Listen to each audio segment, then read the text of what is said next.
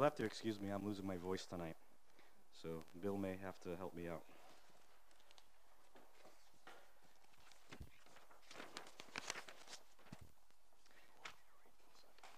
Okay. First, anybody here that have something they'd like to discuss that is a non-agenda item this evening? All right, seeing no non-agenda items, we'll move forward. And that is agenda item number 5, report from our student representative. Good evening, everybody. So RJ isn't able to be here tonight, but she wanted me to say that the LRTC program is having a fundraising thing with raffle calendars, and they're $10 each, and the proceeds will go to FBLA and Skills USA trips, and they will also benefit stuff like our breakfast we have, so we can do more stuff like that. Thank you. Is that all you had? Very good, just wanted to double check. Next item on the agenda, number 6, to solicit and approve the nomination of the school committee representative and alternate to the delegate assembly of the Maine School Boards Association Conference, which is end of October. Mr. Webster will present. So this delegate assembly takes place on October 25th, which is the first day of the Maine School Management Association Conference. It would be typical that we would have a representative and an alternate if there are 2 people going up. At this point, I know that members Roy and Hutchinson have asked to be registered for the conference, and we are doing that. And we expect, but time will tell, that member Roy will become will go on the board of the Maine School Boards Association. But that will be the day of the vote. And as far as I know, if you are elected representative, there's no prohibition against you voting for yourself, just so you know that up front.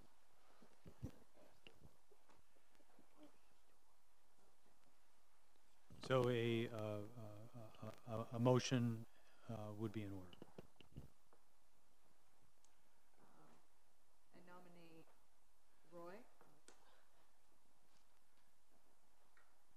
I nominate Roy. All right, we have a nomination for Ms. Roy, a second, okay. Those in favor? Looks like a unanimous vote. Do we want to do an alternate? Yes, it would also be appropriate for an alternate. I nominate Hutchinson for the alternate. We've got a Ms. Ray, yeah. We have another nomination and a second. Those in favor? Thank you. Great. Next item on the agenda is number 7, to receive and approve a request from the Travel Club to travel to England and France. This will be presented by Colby Roy. If you could just hit the button there. There you go. Hello. Hello, school board. Hello, Mr. Webster. I'm here to seek approval for a field trip that goes to London and Paris this coming April, on the April vacation. Do you have any questions for me regarding the field trip?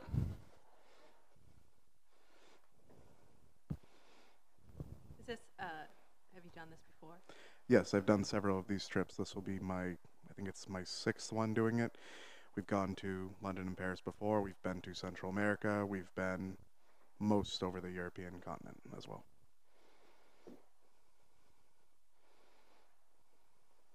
Mr. Jensen? Thank you, Mr. Chair. I move we approve the request from the Travel Club to travel to England and France.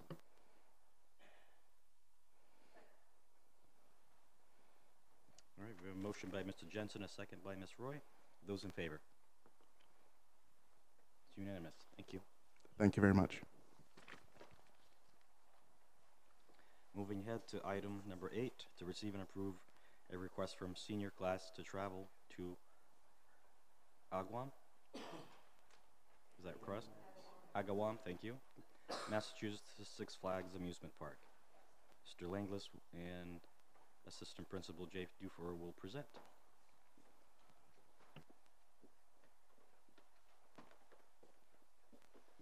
Good evening, everyone. Mr. Dufour and I are here to request this field trip on behalf of the students, but we also have some students that are prepared to speak and also share some information about the trip they've requested for the senior class trip. Come on up. Introduce yourselves. Thank you, everyone. My name is Sean Michael Shabbat. I am the senior class president. Hi, I am Kaylin Ritchie. I'm the senior class secretary. My name's Hunter Steele, and I'm the class vice president. And this is Miss Blay and Miss Albert, our two class advisors over there in the corner. So this May, we are seeking approval to go to Agawam, Massachusetts, to Six Flags New England. And this is a senior trip that is done, well, the senior trip is done every year by the senior class. And since the beginning, since freshman year, we have always tried to do something differently, something a little bigger, and we're continuing that here, and we're trying to go to Six Flags, and that's why we're pushing so hard for this. And I'm going to jump right into safety because that's obviously the biggest concern. There's two different parks within Six Flags. It's the theme park and the water park. I'll start with the theme park. So there are hundreds of sensors on every single ride in the theme park, every roller coaster, every amusement ride, and each sensor is checked every single morning by technicians, and each ride is ridden throughout the day. And if a sensor goes off during the ride at any time, the ride is not going to stop in a dangerous location, for example, upside down or in a part where they cannot be safely evacuated. The ride is always going to stop in a safe spot where the kids can sit on there safely or be evacuated safely. Next is the water park. Every lifeguard in the water park is certified to lift a certain amount of pounds, has 20/20 vision, and every month the lifeguards are tested 4 times to uphold the rigorous qualifications. And what they do is they have crossover boundaries, which each lifeguard does not have their own separate watch area. Each watch area crosses over one another, so the lifeguards are watching each other's area at the same time. And of course, free life jackets are provided to everyone who attends. We have 3 possible dates for our field trip. The first one is May 10th, the second one is May 17th, and the third one is May 24th. They're just the 3 consecutive Fridays. And the first one, May 10th, the water park would not even be open yet, so that wouldn't even be a problem to any of our students because we wouldn't even be allowed in the water park.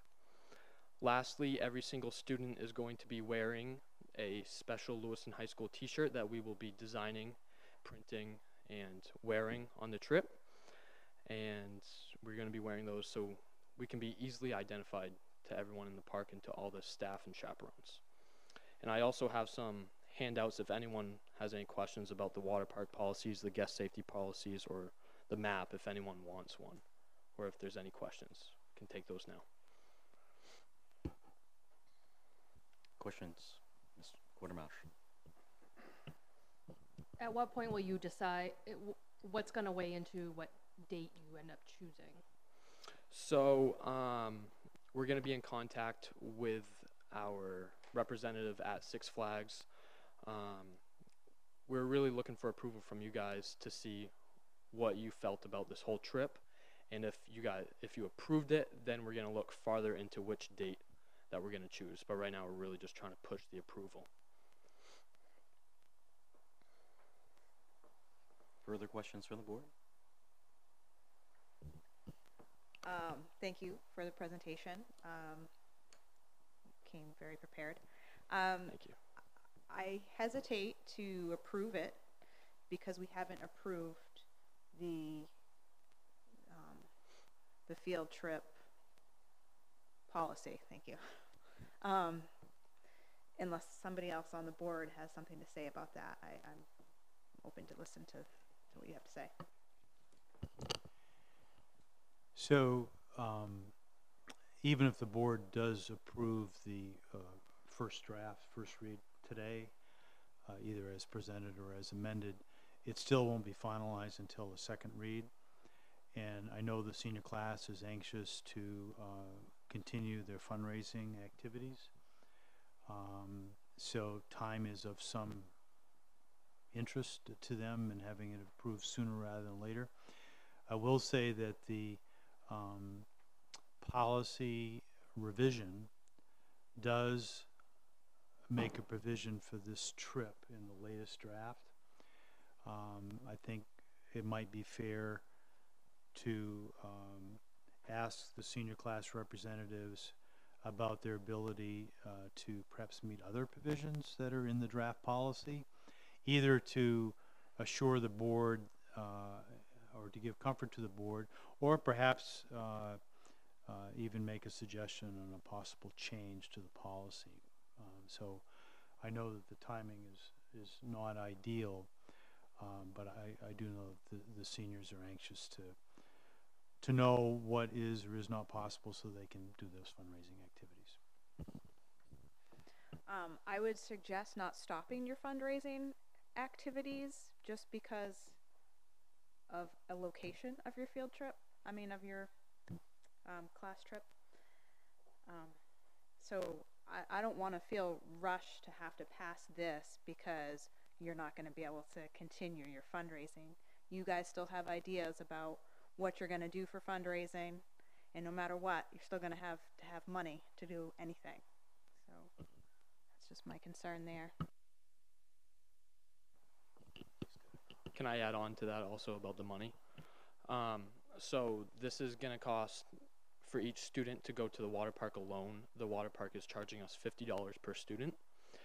And then we are also planning to take a coach bus down to Agawam, because we don't want to use Hudson bus lines just because they sometimes can be like spotty, I guess.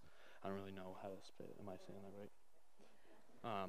They have other commitments. Right, exactly. I'm not trying to put down Hudson bus lines, but as a group, we would like to use a coach bus, but with that comes expenses. So this is a very expensive trip for us, so we're doing some extensive fundraising for this. Do you has Coach Bus Lines given you a deadline of when they need to have it booked by? So everything is going to be booked for Agawam. The contract needs to be in hand by November 30th, and that's when we are also going to have the coach buses booked by. Any further discussion? Thank you, Mr. Jensen. Excuse me. The number of students, 200, is that a final number? Is it an estimate, or is that just like a max it could be? Yep, so that is more of an estimate. In past years, we looked at past years, it's been closer to 150, so we are actually estimating a little less than 200, maybe closer to 150 students who are attending this trip. Okay, great. And I like 15 adults here. It's about 14 students per adult. For seniors, more than manageable. Great presentation. Awesome idea. I like the initiative. Thank you. Ms. Hutchinson. So as the one that works in the amusement industry, I'm going to say that this trip is very well thought out. Last year the seniors went to OOB, where they probably weren't having as detailed a presentation that we were given. I, for one, would support our 17 and 18-year-olds going here, because back when I was in school, there was a thing called Senior Skip Day. We skipped and went anyway. This is, at least is chaperoned and organized. Any further discussion? Questions? Let's see, Mr. Chair, I move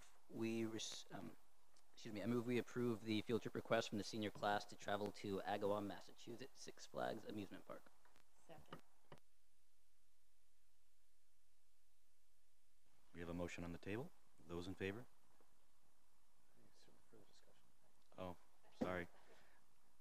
Discussion. I guess we shall continue.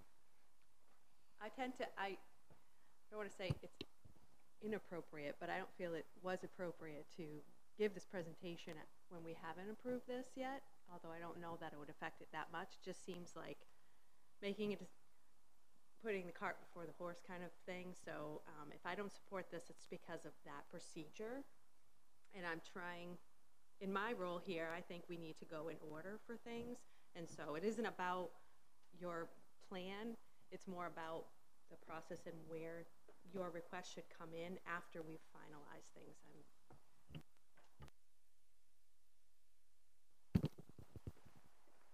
Is it appropriate to move that they re-present to us after the next item number where we approve the first reading and maybe revisit this after that? Have the discussion in the proper order. Yeah, I just have to ask the parliamentarian. There is a motion on the table, so how do we go about doing that? So we would need to vote on this motion. If it passes or fails, then we would need to suspend the rules to move the agenda around, but And then we can vote again on it? Mhm. Would that be it? Okay. Hang on one second. I think Mr. Dufour had something he needed to add. So, also Mr. Jensen could withdraw the motion as the maker of the motion. Sorry, thank you. Thank you. I'm Mr. Dufour. I'm one of the assistant principals, and I work with the senior class. So any kind of senior trip of this magnitude requires a lot of planning, whether we go local or we do something a little bit bigger than this. And to secure busing and financing and to be able to do all the things and the planning we need to do, we just need as much time as possible. So I certainly respect the process and the new wording or the field trip policies that are on the table. And whether you suspend and vote afterwards, I want to assure you that I work with these folks, these very responsible class officers, to make sure whatever policies are in place that we follow them to the letter, and to make sure that we're organized and that things are done within the guidelines of school and district policy. That's something that's very important to me, even before the buses leave the building in May. So I just wanted everybody to know that the seniors are not only fundraising for this trip, but separately they also have some fundraising responsibilities for graduation and project graduation. So they're kind of in two separate lanes now. But I think this class really feels motivated that they want to do this bigger trip, something that hasn't been done in quite a long time, for the senior class of 2019.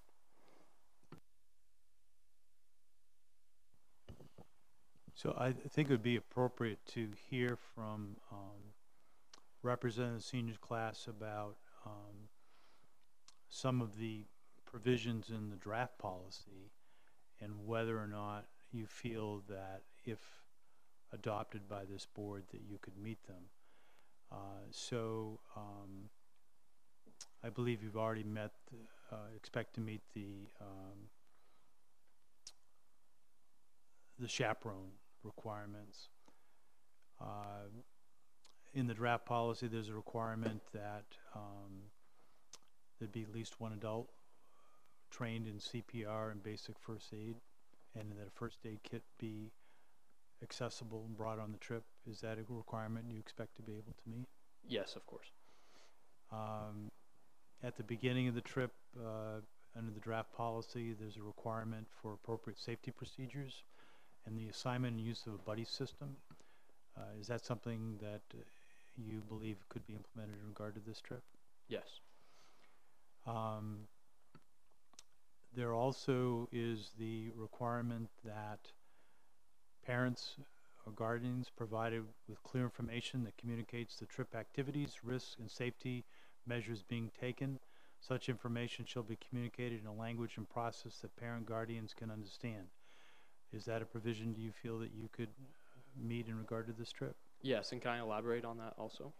So I plan to do what I've done in the past with other activities and fundraisers, is send out robocalls to all the parents, emails to students and parents, and also letters home.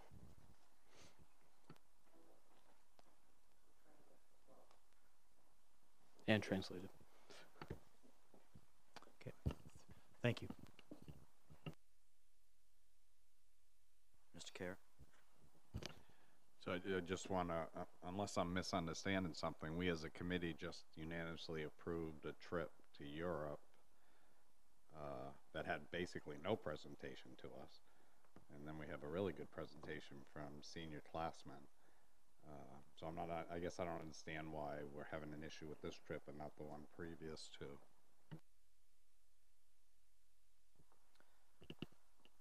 So I just want to mention, thank you for coming in.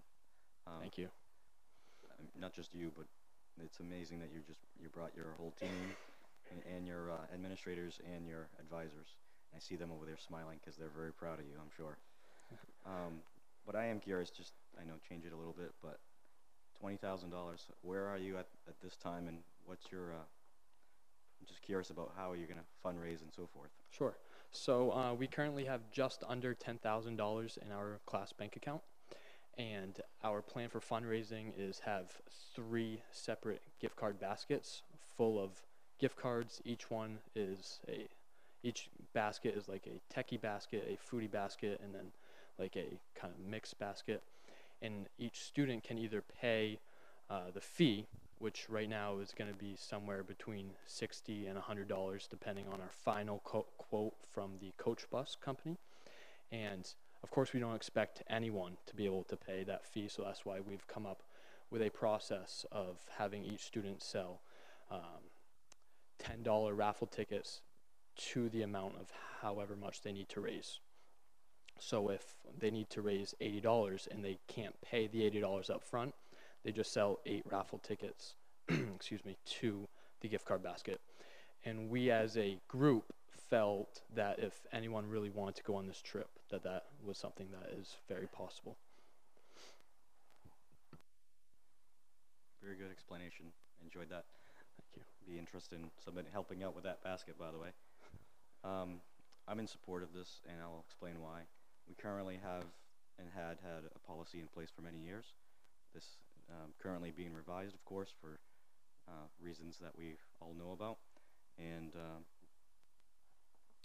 of course, Mr. Webster has made some adjustments, as well as the school committee will further discuss it, but I don't feel our policies putting our kids in harm's way at where it is currently.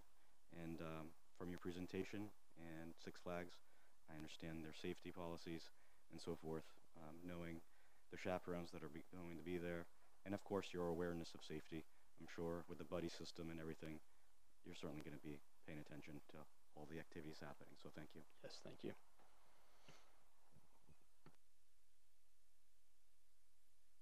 I know there's some conversation brought up about the motion. I mean, given the time frame, senior year is going to fly by. It kind of makes sense now to get this in the works.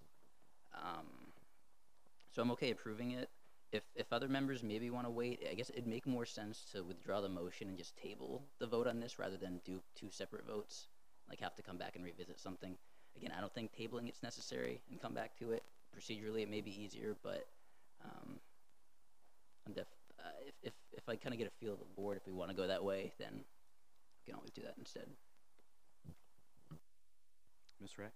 May I clarify with Committee Member Roy, were you suggesting to reconsider this field trip after the first reading or the second? So still tonight? The first reading is tonight, according to the agenda. So it would just be to postpone until after agenda item 6? There's no numbers on here. Here they are. 9.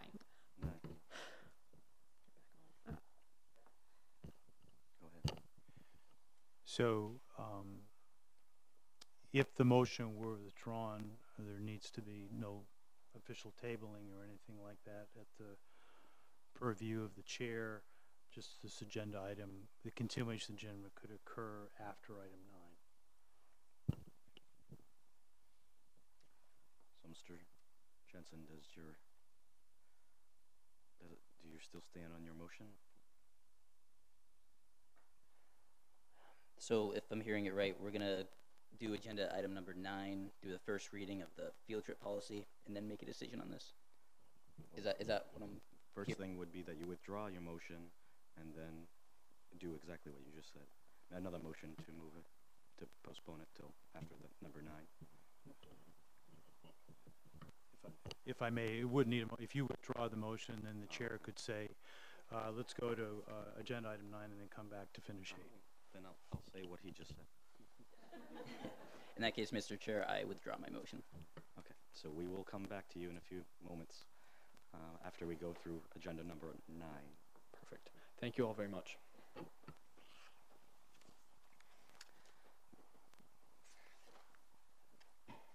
Moving forward with agenda number 9, to receive and approve the first reading of policy IJOA and IJOA-R field trips.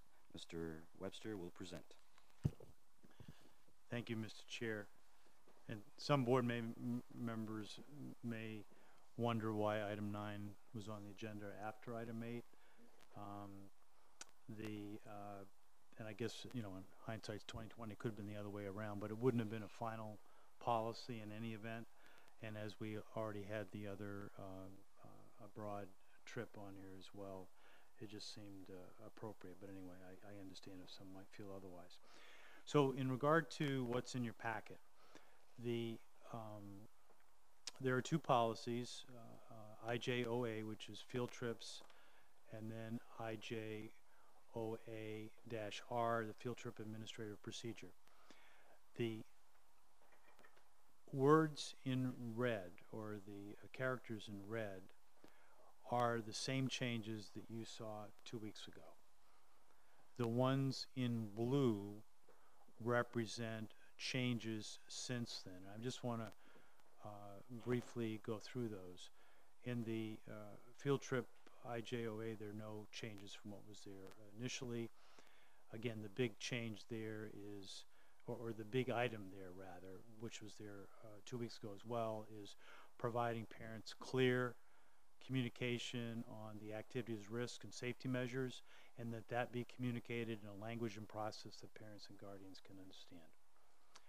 In the procedure, starting right at the top, item 1, basically, as was suggested by board members, we combine the first 2 items, so that's all one provision dealing with the adult-student ratio, which varies depending on the age of the students. Then there's no change in the CPR field, first aid requirement, or the safety procedure review at the beginning of the field trip, or buddy measures, or buddy system. Item 4 originally had swimming or boating activities in the same item, and what we've done is we've left the boating activities covered by item 4 and separating the swimming in item 5. So in item 4, the big difference is, and I spoke with Lewiston High School teacher Corey Walker, who spoke to the board at the last meeting. He is a registered Maine guide, and he also informed me that he does have a liability insurance policy of $1 million for those activities. So this provision, if adopted, would allow a boating activity that either through an authorized organization or a qualified Maine guide. And then you can see item 5 basically says the same thing, but now in regard to swimming activities. The item 6 is new. Board member Care mentioned to me about, even though we might use an authorized organization, that the trip leader ought to clearly have the authority to stop an activity that for whatever reason they deemed inappropriate. And in order to do that, it seemed to me that we also specify that the field trip must have a designated trip leader who is an employee of Lewiston Public Schools. So every trip would have that designated leader. It doesn't mean that the leader wouldn't necessarily or might still call the principal to talk about a situation, but they would be the person on the ground that would be the leader, and that if it's not already, and I'll say this for Mr. Shabbat, if it's not already on that field trip revised plan, we ought to just somehow make sure it says designated trip leader. Then on item 8, the field trips without an authorized organization, it has going up to the knees rather than ankles, which is something that was mentioned by the board. Item 9, which relates to the prohibition on water parks, now exempts senior class trips, such as what was presented tonight. So those are the essence of the changes. Other information that the board, because I just summarized it today, I invited teachers in Lewiston Public Schools to present their thoughts on this field trip policy draft. The same one was shared. And if I look at the summary of the teacher survey responses, and I'll just summarize those. We had 27 elementary teachers fill out the survey, 8 middle school and 10 high school, and 1 district person. Again, this was not completed by administrators because they had already voiced support for the policy. And of that, roughly 46% supported the policy as drafted, 22% were against it, and another 33% undecided. And in the second attachment, entitled Written Responses to Field Trip Survey, you can see each of the individual responses as well as their written comments. And I think they pretty much run the gamut from those that support the policy as written to those that don't, although there were more that supported it than were opposed to it. This is obviously a big issue for this board, and I think the fact that a third of teachers in looking at this were just undecided, because this is a big issue that we need to decide as a board and as a community. Those that favored it clearly felt that safety should be paramount, and there's certain things that schools can do well and other things that schools are not prepared to do. And those that opposed it, I mean, comments were in different ways, but among them were, I think we were overreacting to a single incident with specific people involved. So that's what presenting to you for your consideration tonight, and happy to answer any questions that people may have.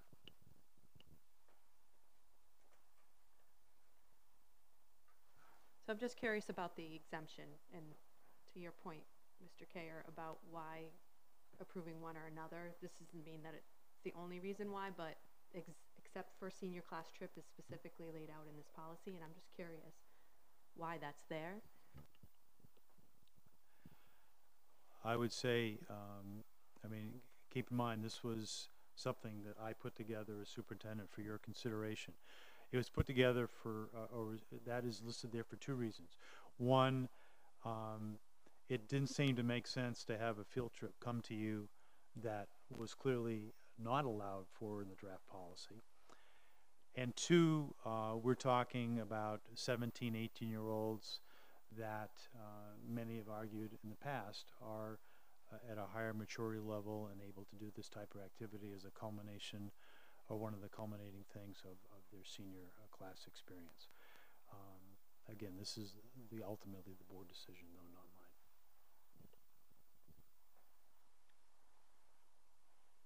Ms. Hutchinson?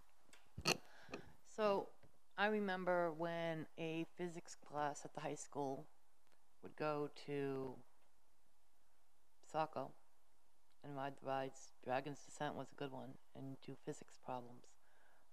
If we're going to exempt things for the senior class trip, then if it's academic related, we should also exempt it for classes.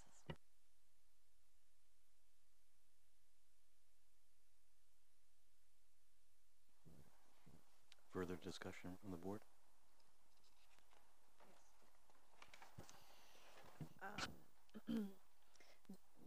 Bill, maybe you could answer this.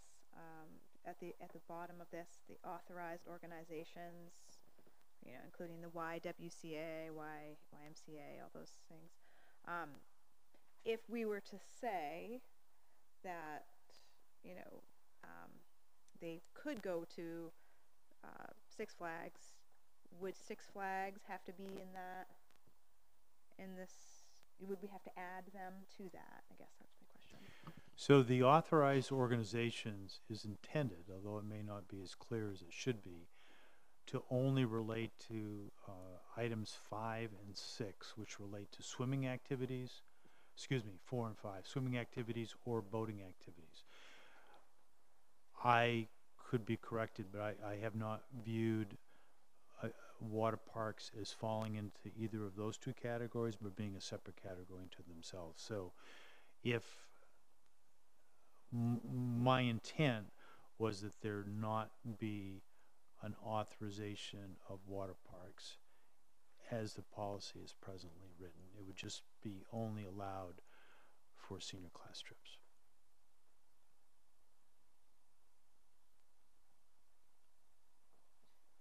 I think I'm more confused now. Could you try to explain that a little bit better? So I'm not an expert on water parks.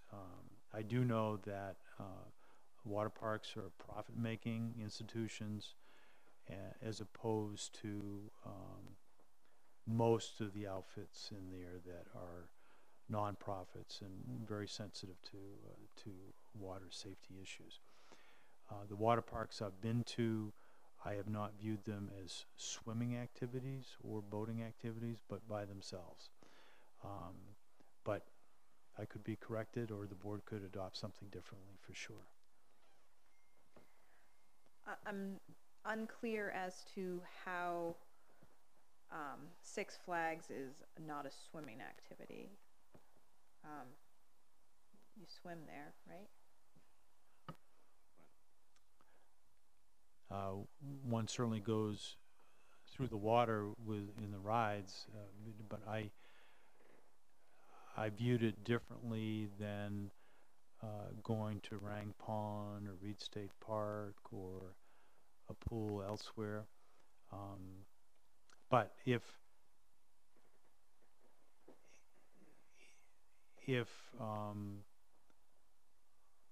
the board wanted to,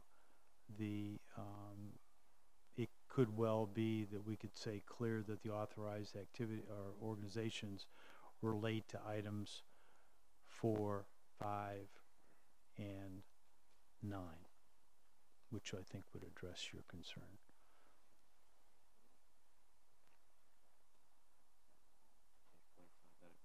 So, for example,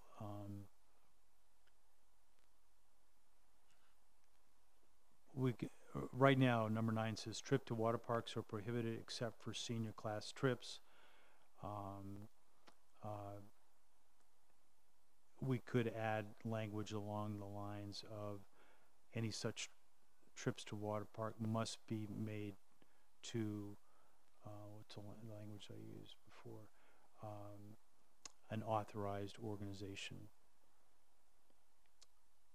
which would make clear that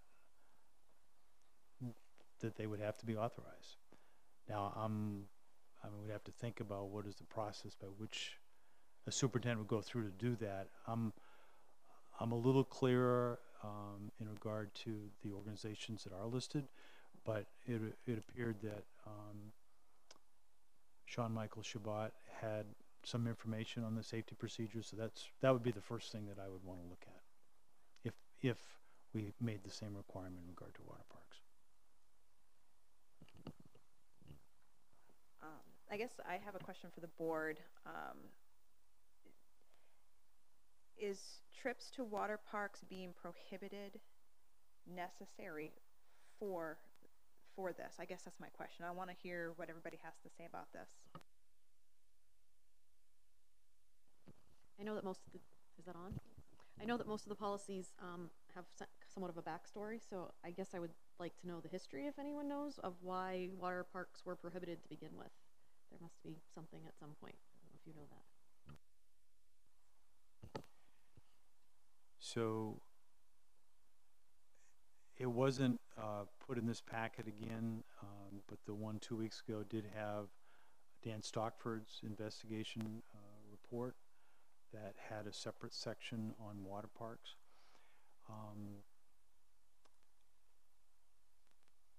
And I may be showing my own bias here. I think for other than the rare situation that Member Hutchison listed, water parks are by and large for enjoyment, and it's a little tougher to see that academic connection where the other activities that I'm familiar with, I believe are more educational related, whether it be paddle boarding at LL Bean or like the Martell 6th grade class just came back from a couple of days at Bryan Pond, where they were, for many of them, exposed to canoeing and other similar activities for the first time. So the not typically seeing any academic relationship on water park, that was my rationale for excluding them. And I should refresh my memory and also go back to Dan Stockford's, because he had a separate section on that. Is this maybe for the next presentation, but is there a possibility that the seniors could go to Six Flags and just not use the water park, do the rides instead? Is that not as enjoyable? Yes, so they had mentioned that the first date the water park wasn't even open, but even if they went to the other dates, which it was, we could, you know, depending on our policy and what we approve, we could certainly do that. Ms. Hutchinson? Again, I think we are overreacting. Let's forget about their presentation to go to Six Flags. This policy is coming from one incident, and I think we're reacting and we're not being proactive. And if you want to figure in the senior trip, these are 17 and 18-year-old kids. They're a lot more responsible than a middle school student or an elementary school student. The high school staff has supervised these senior trips for years. I think we need to start trusting our staff and our high school kids to know right from wrong. And I just think this policy goes way too far in a reaction to a tragic accident. Swimming, it's a fact of life.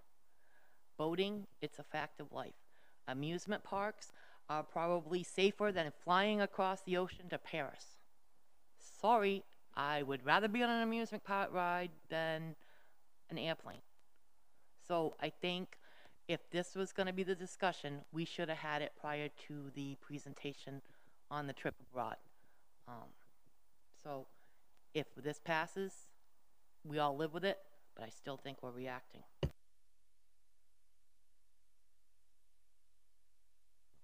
Another question I had on the subject of the trip. That trip to Europe isn't sort of being passed through this filter of the revised policy, and it does say on the application for the trip to Paris that they may be on a boat. So this new policy may conflict because we can't have, there's not going to be a main guide operating the boat in Paris, I can tell you that.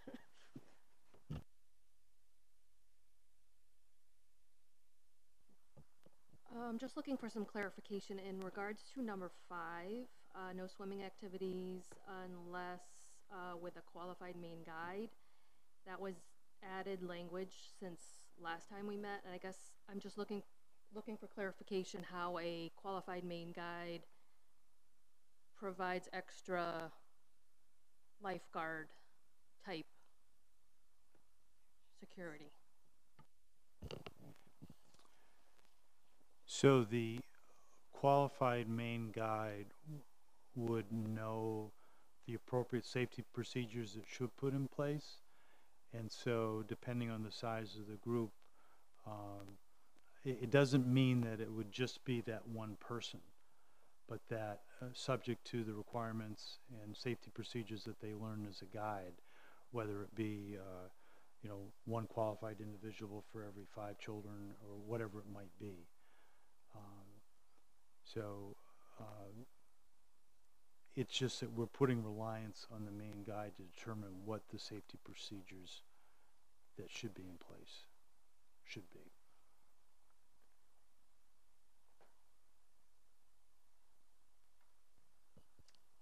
I guess I'm not comfortable with that. The main guide in reference to the swimming, particularly, because they're not lifeguards. They have special training, but it's in a different area. So I guess I just wanted to state that part, that with the main guide in reference to the swimming, I'm not comfortable with that new clause. So that Boating is fine, but okay. So I'll make a note of that. We could take it out potentially of the swimming part, leaving it in the boating part.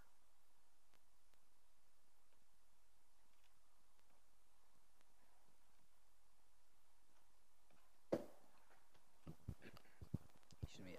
I guess first I did notice a typo at the last paragraph of the IJOA-R. Just the activities. Oh, that was there before too. Sorry. Yeah. Yeah. I guess as far as trips to water parks, I could live with this being prohibited except for senior class trips. If anybody could go on it, it seemed like a senior class, weeks before they graduate would probably be okay. So I definitely understand concerns. I may have missed something before. Now, does the policy say that the main guide can replace lifeguards that are otherwise required? So the same lifeguards would still be there.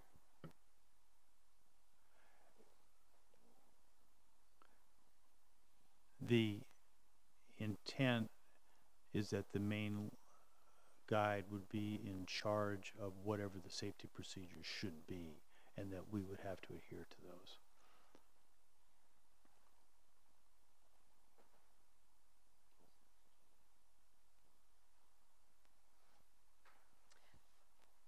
correct me if I'm wrong, but the intention of the authorized organization was that they were going to be responsible for providing the lifeguards and all of that.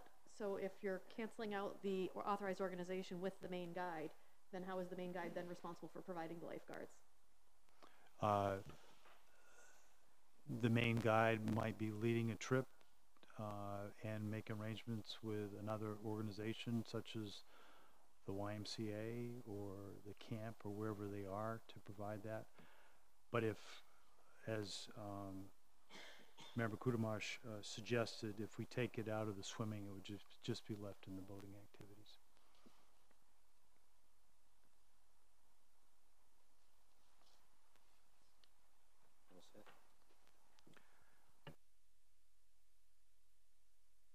Just say one thing.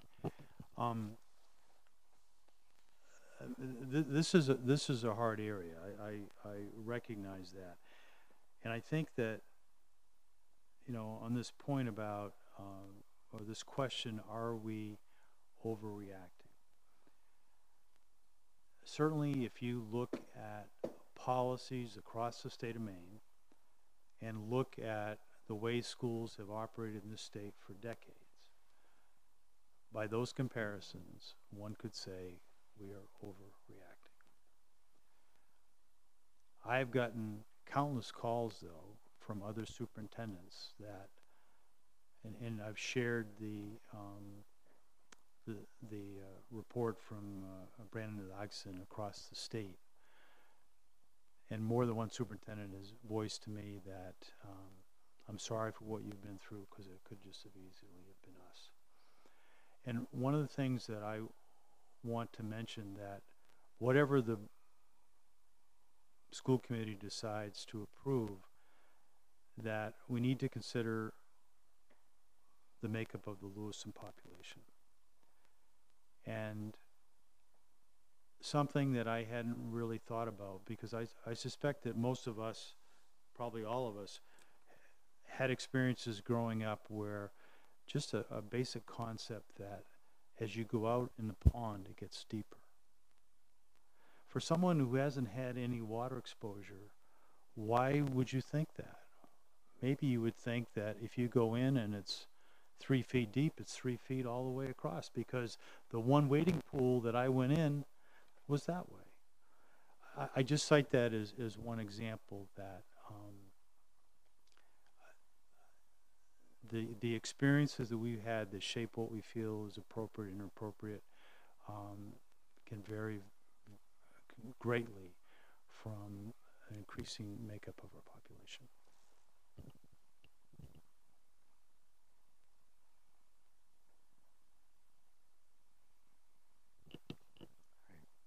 Been talking about this for a little while.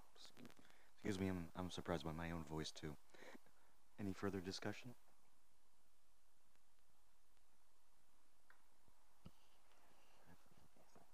Thanks.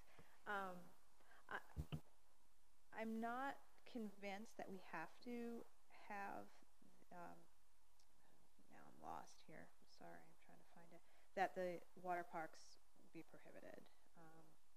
That's my own thought. And the reason why I say that, my family has season passes to Six Flags, so I enjoy it very much. But I also know that they are very safe. There's so many lifeguards that are constantly moving, and there are life jackets everywhere. There's more safety in a water park than there probably is in most places. So I'm just not convinced that we have to have that prohibited in this. I don't like the idea when we say that except for this group or except for this group. I don't like that. I would keep it in there if others on the board felt that that was the way to go, but I'm just not convinced we need it. Just going to add to that, if I can say it. More recently, with this board and in previous boards, we did approve other groups to go to the same exact water park. Those I remember were even younger. They were not seniors, which was described, better educated, more mature group. Never heard any bad things from the water park itself. But yeah, if we might want to consider taking out trips to water parks prohibited. But if it was upon this board that they want to keep it with the exception of senior class, I'd be okay with that as well. So I went back to the September 10th meeting, which has the investigative report recommendations, and just to summarize what the attorney said in regard to water parks.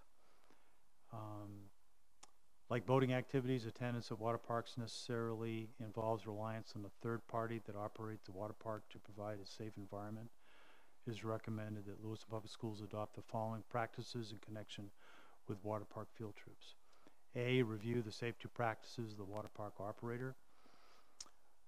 And under that, while Lewiston Public Schools does not have the expertise to conduct exhaustive safety inspections of water parks, some level of due diligence should be applied to ensure that the water park is operated with safety as a priority.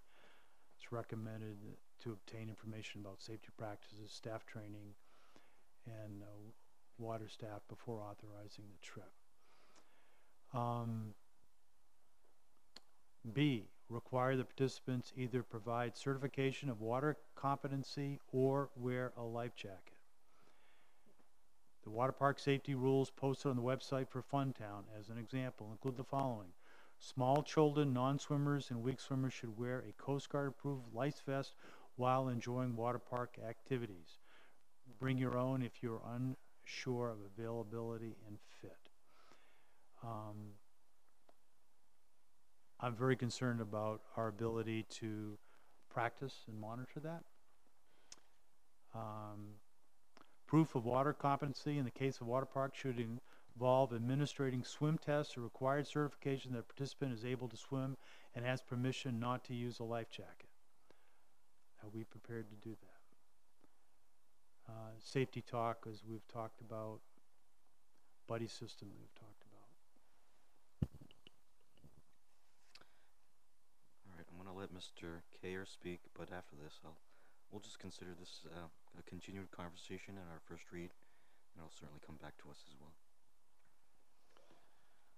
So I think this policy is a good balance, and we don't have to agree with the entire policy, but if you look at it as a whole, is it close enough? I mean, we can all find little things that we don't like,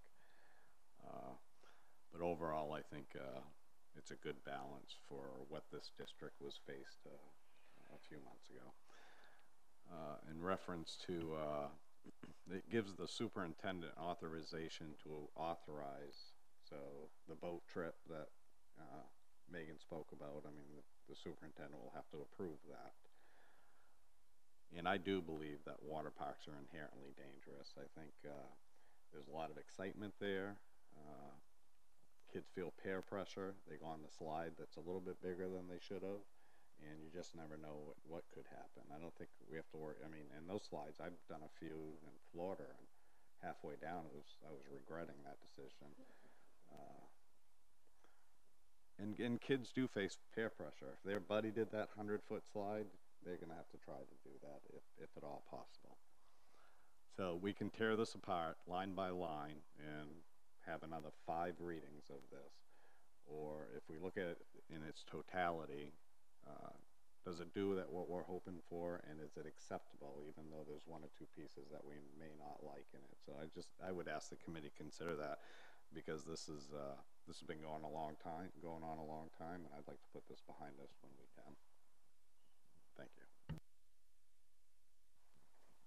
Ms. Ray, are you bringing up an emotion, or?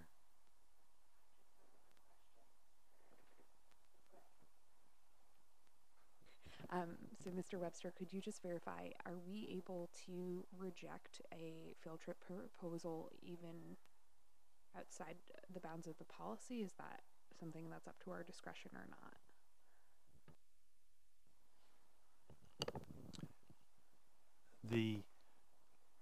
There are 3 levels of review on a field trip policy. One is by the principal. Actually, say 4 in one sense, in that typically a classroom teacher has got to feel that it's significant or important enough to present it. The principal, then it comes into this office, and either I or the assistant superintendent would approve it, and then the board. So I would have to believe that almost irrespective of whatever policy the board adopted, that I think there would be enough gray area that the board would always have the flexibility to reject a policy, or to reject a request, yes.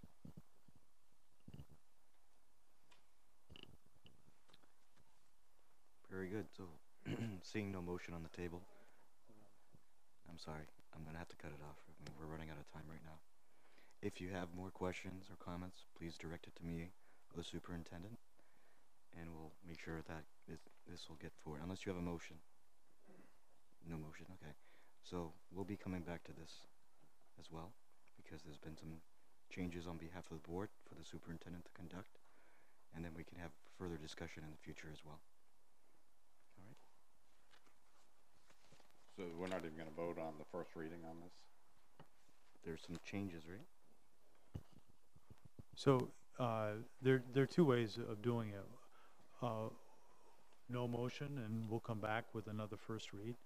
2, there could be a first read approval with specific changes as part of the motion. Or 3, it could be voted as a first read, and I could cite some of the feedback I heard, and that would be revised in the second read that would come back to the board. And then I would I know we've complained about long meetings, Mr. Chair, but I would just, I think we're down to 1 or 2 possibly more questions. I would just maybe encourage you to reconsider cutting off the discussion, because it would be nice to get a vote in on this if we can, either up or down, whatever it is.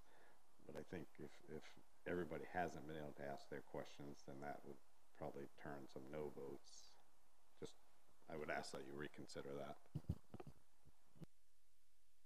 All right, I'll put it up to the board. Do you want to talk for a little longer and make the meeting go ahead? I would like. Just thumbs, that's all I need to see. You asked 2 questions. No, I mean, do you want this discussion on this matter to go further than it is right now? Keep the discussion going. Okay, I'm just respecting what you've told me before, so I'll keep the discussion going. Ms. Quartermash was next. My question would be, and I brought this up before, in regards to the permission form that would go home. So, like for their permission form, and I understand that this could be a logistical nightmare, but would a parent be able to say, my child can go to Six Flags, but I do not want them to participate in the water park portion? So the policy as drafted does not address that question. This would be something that the field trip organizer would have to assess. And I think it would vary from trip to trip, because I would be very concerned about our ability to administer such a policy. I mean, I can just imagine 150 kids and 10 are approved for this and 130 for that. I just think that may be beyond our capacity. But rather than require it or prohibit it, I'd prefer to leave it open and see what the field trip organizer feels they can actually do.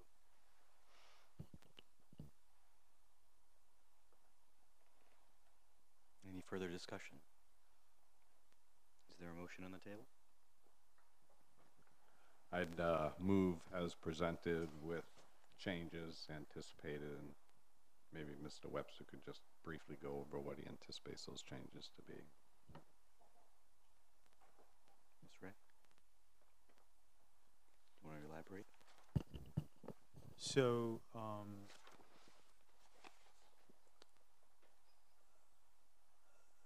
I heard a lot of discussion that kind of went both ways on the water park question. So at this point in time, I'm not sure that I would have a change other than what the board itself someone might propose. One change that I would make that there seemed to be some agreement to is to take out the main guide provision in swimming and have that be specifically for voting, which is what main guide activities tend to relate to. And then there was a spelling error in activities at the end of the draft.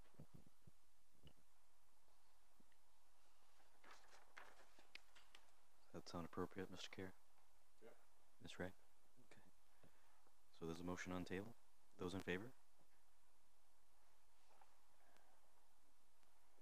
1, 2, 3, 4, 5, 6. Those not in favor?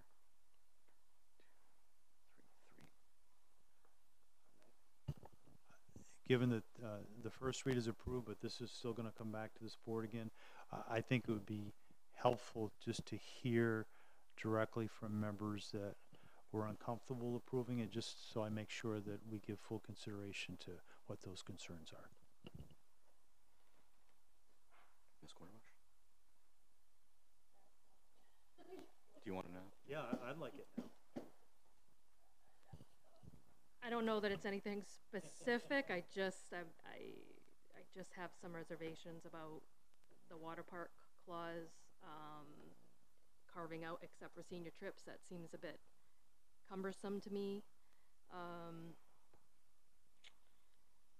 don't know. Just don't feel completely confident.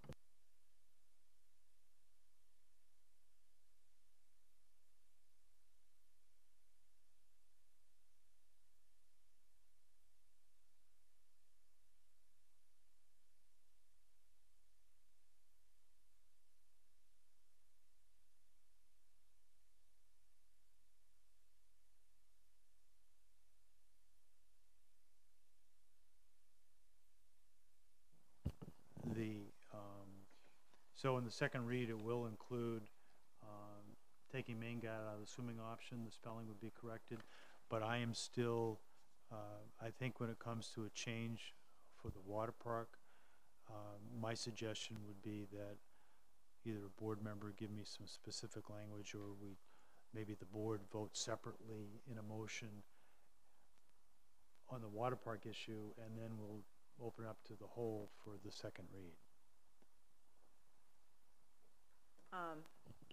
I mean, maybe taking out except for senior class trips and be more, say that, I don't know, unproven individual, yeah, you know, something like that. I don't know why I don't like the whole senior class trip thing in there. I just don't. So what I think I hear you saying is that you don't mind restrictions on water parks per se, but you want whatever the provision's going to be to apply across the board and not just to exempt one class. Is that a fair statement? So I suppose what I could do is go back to Dan Stockford's recommendation and maybe expand that water park, which might be more restrictive, but if it's met, it could be approved for anybody. But Yeah, so work on that. I don't think I can yet do it in a sentence, but I'll work on that. But that's helpful to hear your concerns. Thank you. So then that brings up the whole other controversial thing for next time a senior class comes up and says, hey, we want to go to a water park. Nope, sorry, can't. What's the difference? You know, like, I'm sorry. I just want to get Bill's feedback or somebody's feedback on what makes Mr. Shabbat's class better than next year's class. So I think the class officers did address the things in the existing policy and believe that they can meet all those. And I think the one thing, and maybe even the class president may want to contact me, we can talk about the wording of this. I think the big thing is this idea of life jackets for non-swimmers. If I look at what is recommended in the investigative report, I'm unclear, how do we police that? How do we monitor that? Although it looks like Member Hutchison might have an idea. So you can do this by using wristbands. They are cheap, they're inexpensive, they're plastic, just like Funtown Splashtown does. We can get different colors. Let's say blue are the mechanical rides only. Red is the water rides only. And a green is all inclusive. And then chaperones would know which kids belong in which group, and it would be easy to identify them, especially if all our kids are wearing the same shirts. And I can assist in getting the wristbands. That's a fantastic idea. Unfortunately, the chaperones are not going to be on the top of the water slide to see everybody's bracelets, I'm going to guess. So then you would have to say, okay, Six Flags, you guys are the ones that are going to have to check everybody's wristbands before they go down the water slide. Does that make sense, Tina? Because I think it does, but the parks are in two separate branches, and you can have a chaperone where you can't cross. If you're wearing a certain color, you can't go into the water park, and if you're wearing another color, you can't go into the mechanical rides. Because some people have just as much issue with the mechanical rides. There's a way to do it. I've done it for 33 years. We use different color wristbands for everything, and we all know what kid has what band on. It's easy, it's cheap, and it's something that chaperones could easily identify. Bands come in all types of shapes, sizes, colors, designs, plastic, paper, glue-on, snap-on. I mean, it's all... I just think there's a way to allow parents to opt out their children. The thing you got to remember with a senior class trip is if they're 18-year-olds, they can sign for themselves, and mommy and daddy don't have a thing to say about it. So I think we're just beating a horse to death.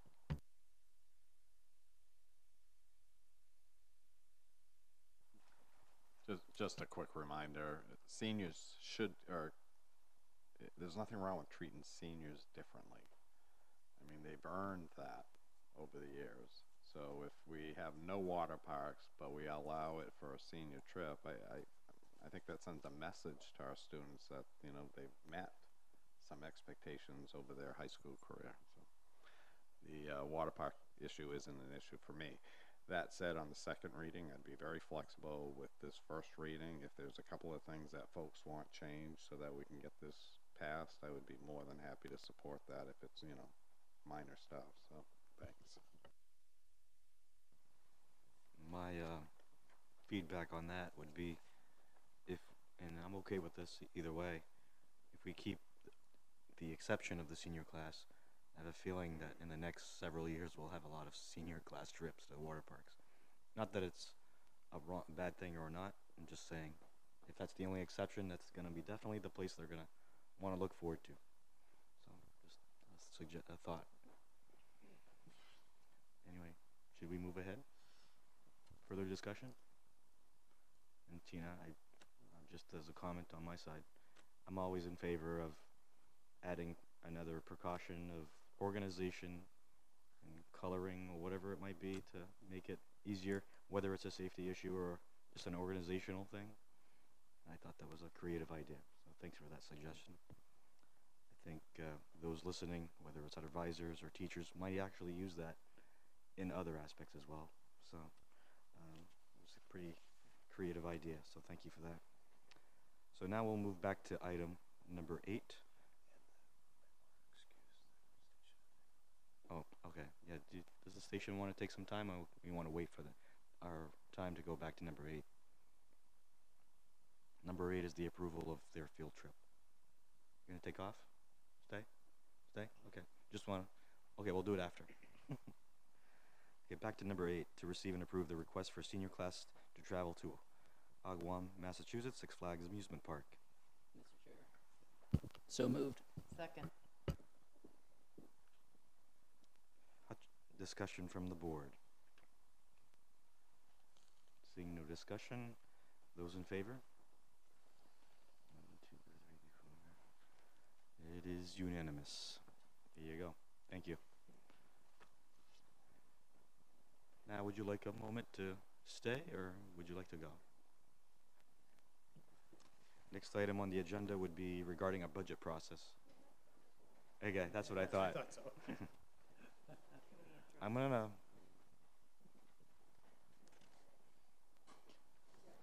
Does the board want to take a 5-minute recess? Yeah, 5-minute recess then.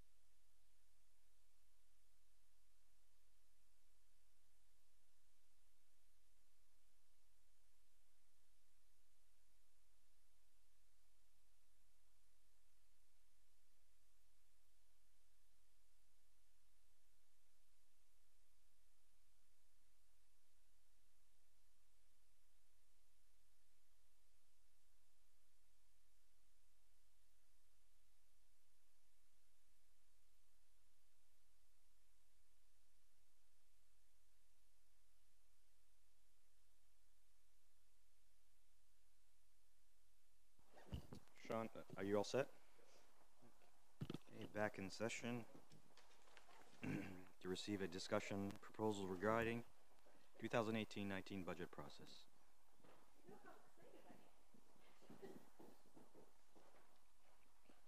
Ms. Avery will present. Thank you, Mr. Chair.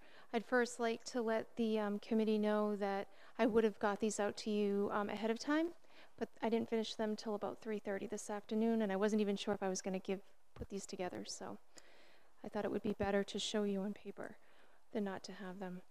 So, is this okay? Am I like leaning in too much? Okay. So, where I started in prepping for this budget presentation was to take out the notes that we created when we had the budget review. And I highlighted some things, some common themes throughout these notes. And I actually noted, this was dated actually on June 4th, we did that review. And I'm just going to read some, just as a reminder, some of the comments that were made from that meeting. So, greater city council collaboration, building relationships, school committee balance between students and taxpayer needs, what are the administrative costs throughout the budget, how do we define an administrator, council workshop, get their questions ahead of time so we can properly answer them. Council wants to understand the budget better. They were handed a budget book with hundreds of sheets of paper. District goals and mission, link that back to our budget requests.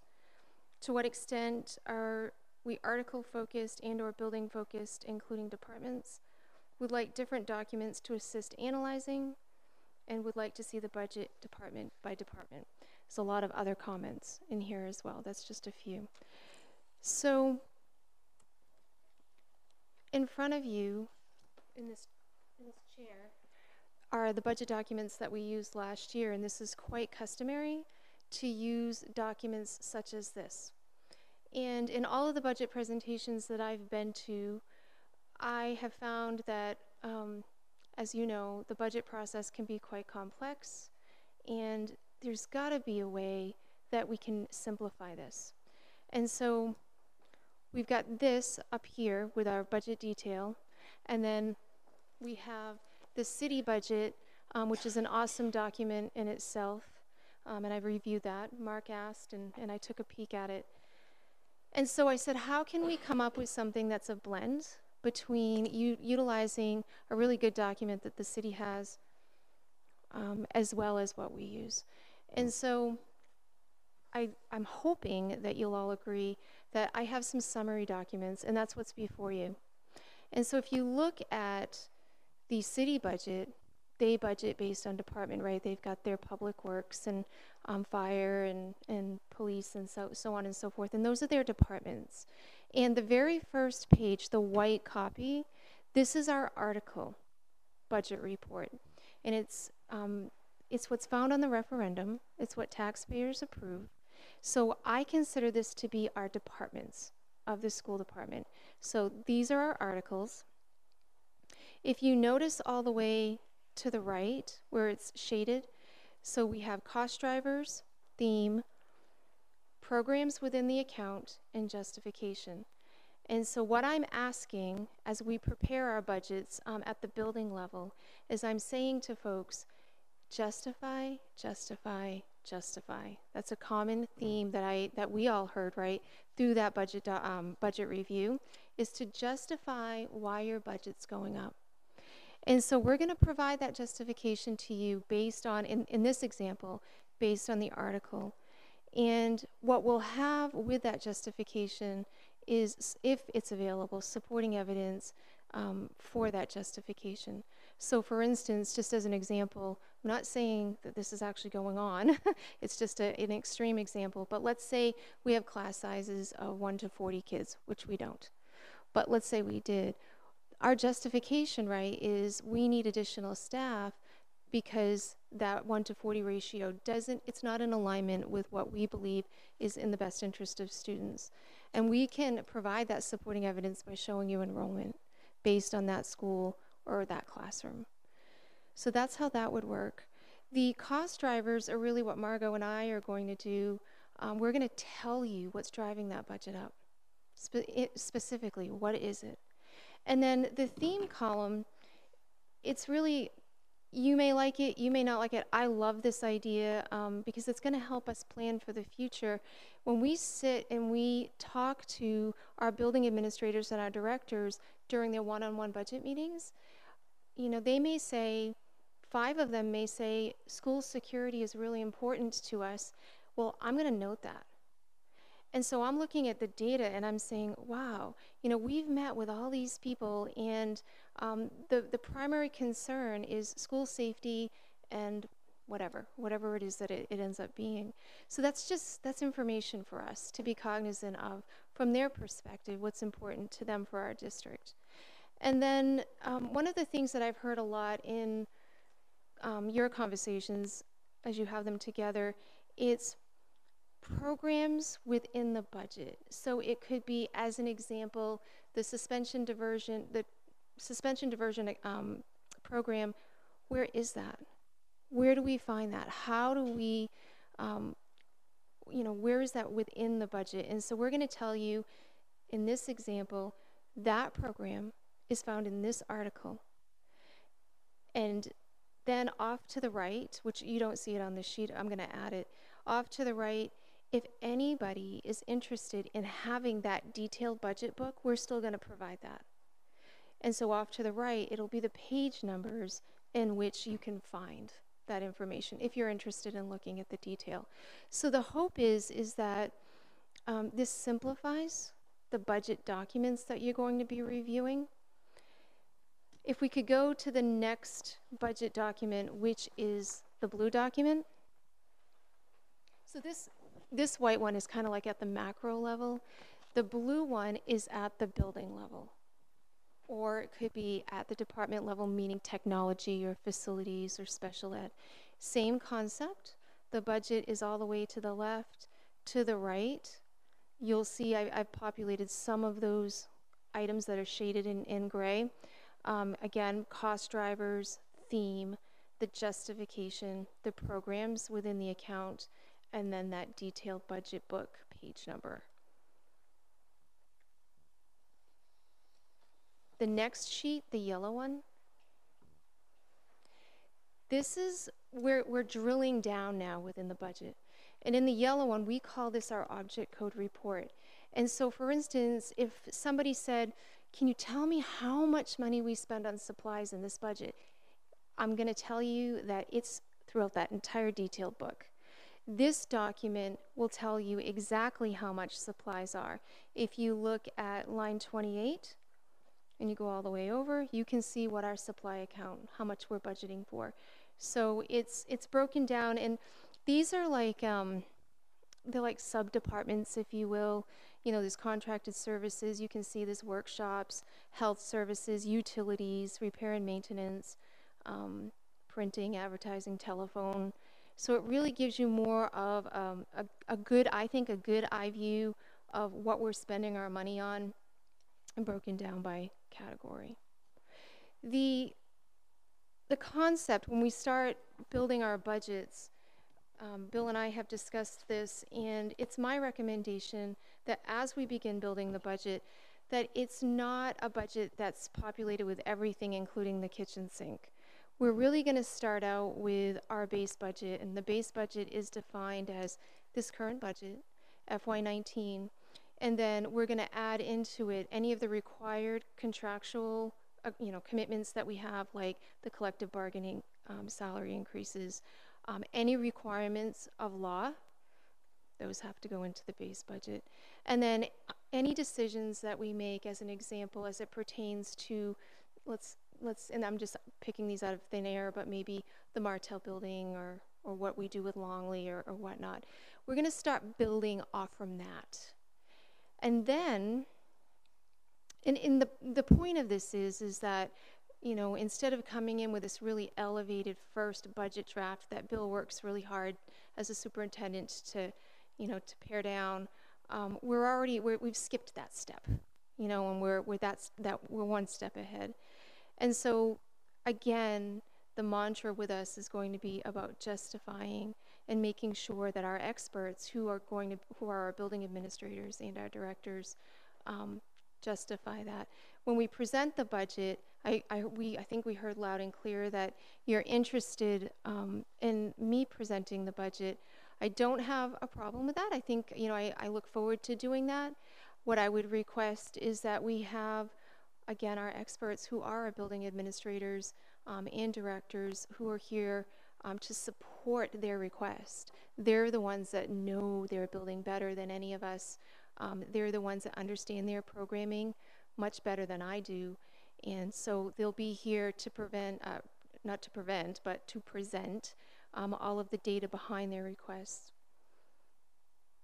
The intent is to make this easier for you.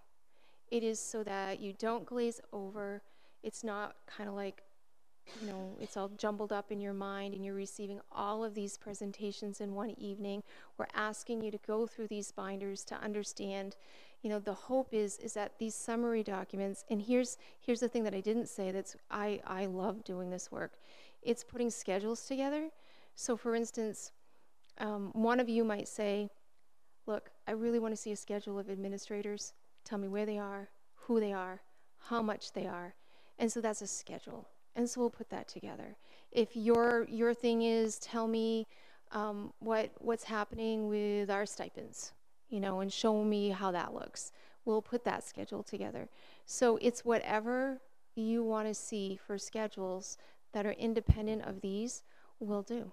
That's easy enough because we know how to get that out of the system. As far as account codes are concerned. And again, the purpose of this is to make it easier to provide you with the data that you absolutely need so that you can make the best decision. Let's see. The other item, what you'll notice that's missing in this is a revenue budget. So I haven't put together the revenue template. It'll look similar to this. But I think it's important that we talk a little bit about the minimum required local share and how this district and the city have always supported the minimum required local share. So that you'll want to just be mindful of that, cognizant of that as we're getting information from the state as it relates to funding and where we are with that minimum required local share. I think that's it. Any questions?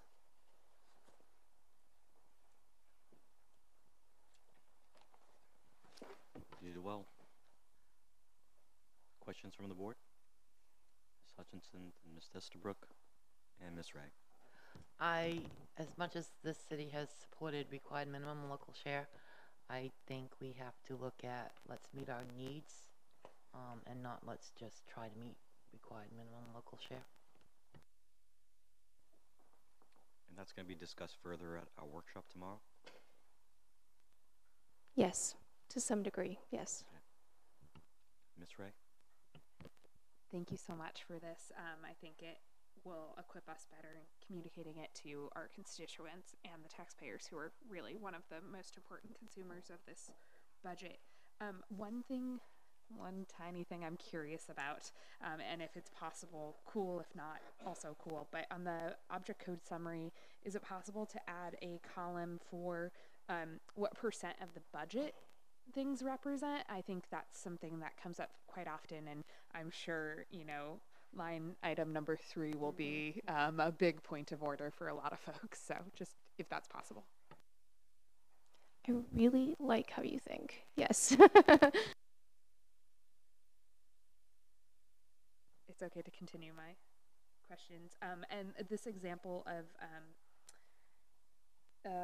nope, that's this one, the blue one, by school.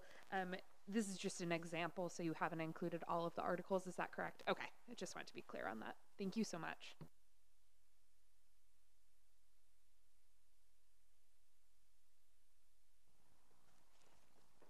Thank you for listening. Oh, one more thing.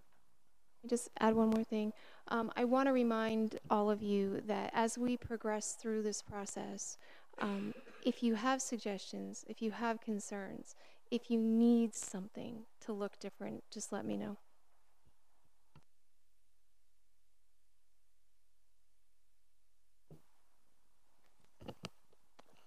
I think this would also be the appropriate time just to talk briefly, or at least mention the workshop meeting tomorrow with the city council. And Bobby will be making the financial presentation on that, which will talk about some of these same things, along with minimum required local share and a little more information there. I've been working with Ed on that meeting. I know he has a presentation that he's been working on, and Sean has been working as well. So I think it will be an informative meeting, and I hope we have some good discussion. And not that it's going to be resolved, or really that it would even be necessarily productive to talk about it tomorrow. This issue of should the school committee present a budget to the council at minimum required local share, that is the mantra they've been working under for the last 10 years. And it may be time to have that explicit conversation, but that absent other direction from this board remains the basis for the work that I will do and the administrators will do on this budget. And doesn't mean we don't have greater needs, as Member Hutchison mentioned, but it also reflects the reality of where we are. So I just mentioned that because that may well come up tomorrow. And if I don't know whether Assistant Superintendent Shabbat or Chief Administrative Officer Avery have any other comments or questions they might have for the board in terms of what we're going to present tomorrow. But you did see the agenda that went out. We'll be talking about metrics that we might use for assessing school progress as well as community progress. Any questions, comments, discussion? Anything from the public? Seeing none. Very good. Thank you, Ms. Avery, for being proactive and bringing this to us at this stage, and I'm sure the discussion will continue in the future. Next item is number 11, to receive and approve the following Lewiston Public Schools updates, and I won't go through the list. Mr. Shabbat might want to do that, who will be doing the presentation. And this is for our second read of policies we've seen just recently.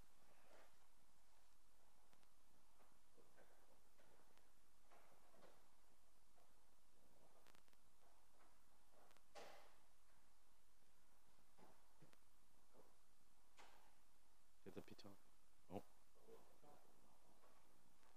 Do you want to use one of the student microphones, maybe?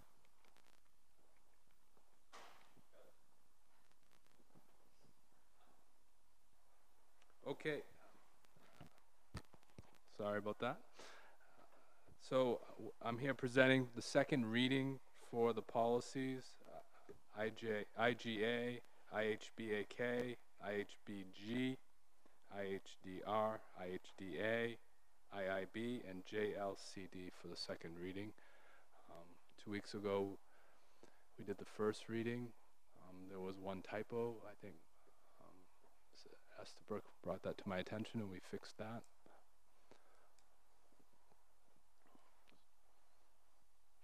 Any questions or comments from the board for Mr. Shabbat? Mr. Kerr?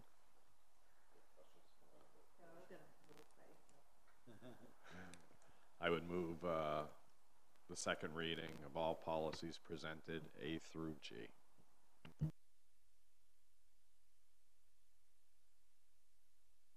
Any further discussion from the board? Seeing none, those in favor? Unanimous. Thank you. Thank you, Mr. Shabbat. Appreciate your time and efforts in all this too. Thank you.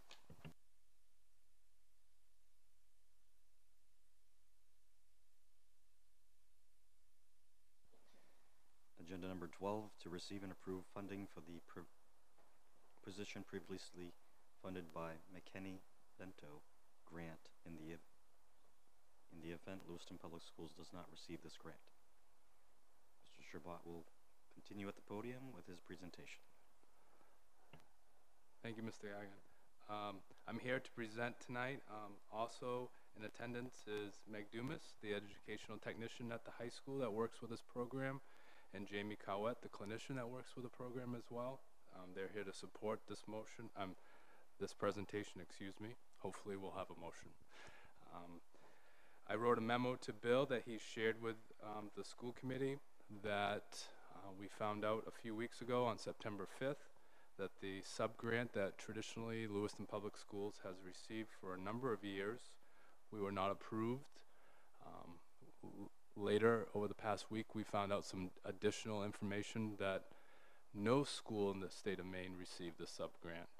Initially, it sounded like Bangor was the only school. That has been clarified. They have pulled back the RFP for the whole state for the McKinney-Vento sub-grant, and we'll be reissuing that RFP at a date to be determined in the near future. Two people from our office met with the person who's in charge of the McKinney-Vento at the state level last Friday. She gave us some insight on the process, and that should be reopening in the next few weeks. We're working on reapplying for the grant. The application process will be very similar, she shared with us, and she gave us some insights on how to improve our score. And so we are working on that to have that ready for when it does open up in the next few weeks. And our anticipation is that we will receive that grant. But in the interim, Meg's work, Meg is the educational technician that works with students. Over last year, she worked with over 100 students who are identified as homeless or unaccompanied minors, and at just the high school level.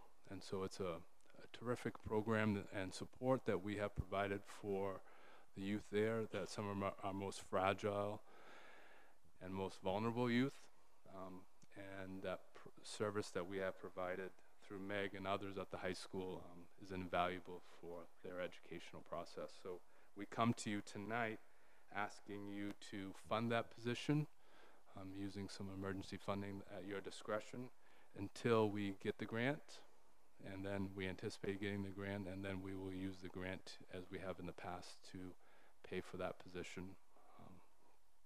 And then also some transportation to transport students either to Lewiston or from Lewiston to their school for a total of $35,000. The second page that you received in your packet is just an email from the state letting us know that there were some errors at the state level, they will be reissuing the RFP at a later date. And so we anticipate sometime in mid-October that RFP will be issued, and then we'll apply for that. Questions, comments, discussion? Mr. Kerr. So first I'll share a concern that if we fund this, doesn't that send a clear message to the state that we don't need the grant? I think it sends a message, this is my own personal feeling, that this is one of the most valuable student populations that we have, and that we need it, and we'll do whatever we need to do to support our students who are some of our most vulnerable students. They know very clearly from us at our meeting on Friday how disappointed. Bill wrote a letter to the commissioner expressing his deep concerns about this process. We expressed our deep concerns about how a mistake or mistakes at the state level is impacting our students. And I personally don't feel like we should allow state level decisions to impact our students at the local level. And I understand why that perception might be out there. They know that we're going to the board to ask for emergency funding just to get us through the interim period of hopefully receiving this grant. And did they provide, so mid-October will be the opening dates? And how long did they expect that process would take? So they wouldn't give us definitive. That's why I said sometime mid-October. When they issued the original grant window, it opened on August 1st, and it closed 2 weeks. So they anticipate something like that, a 2-week window, and then after it closes, up to 30 days for notification.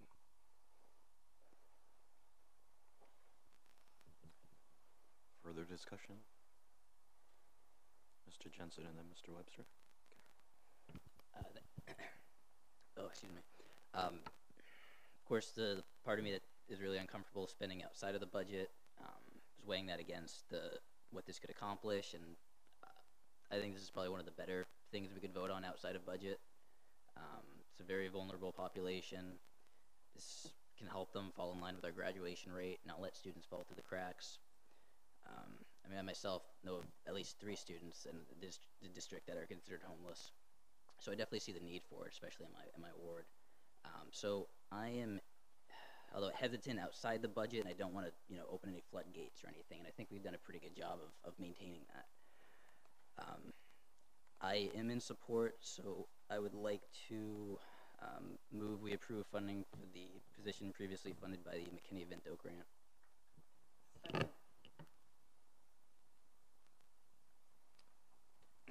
Further discussion from the board?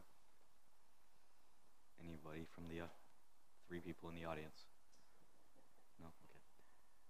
So we have, just if you could, up to the podium.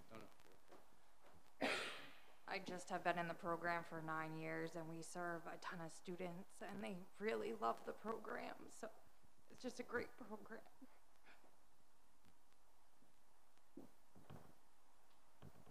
Thank you. Back to the board. Anything else? Seeing none? So I'm sorry. See half of one. Mr. I'm K. ready to vote after this, but Luke mentioned that we've done a pretty good job at this and holding back the floodgates. But I think ever since I've been here, there's constantly this pressure to add money outside the budget. I'm going to support this, of course, because of the population here and our goals. But just I want to remind us all that we have to be vigilant in that area. All right. With that said, anybody else? Half of anybody? No. All right. Those in favor? Unanimous. Thank you. Very good. Thank you, Mr. Shabbat, for the presentation as well. Next item on the agenda, number 13, to discuss topics of the school committee vice chair. Now, I'm supposed to present, but considering my voice, I'll pass the torch to Mr. Webster. He might fill in most of it, and I'll probably add to it if need be, if you don't mind. That'll be fine. So in your packet is a copy of an email that went to all of you dated September 13th and reflects some of the work that transpired based on some questions that were posed by board members. And what the memo attempted to do, and Francis, as board chair, worked on this with me, was to talk about what is permissible under the procedural rules and how, if the board wanted to have it happen, that might change. So right now, under the rules, the chairperson may annually appoint a vice chair. It is not a requirement. And part of the reason that the present chair has operated on an ad hoc basis is feeling that it provides the opportunity for multiple members of the board to oversee a meeting. At the same time, in looking at what other districts do, many of them do have a vice chair that's elected by the full board. So there are at least 3 options going forward: is to retain the president pro tem approach. 2, the chair could, as permitted under the rules, just decide to appoint a vice chair for the remainder of this year, which would basically be for the next 3 months. Or the school committee could consider changing the procedural rules and provide for maybe a motion from this group to vote on a vice chair.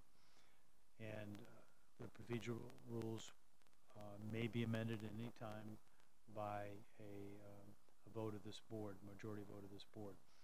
So the intent tonight was to have at least a brief discussion on some of the thoughts the board members may have, and then as we see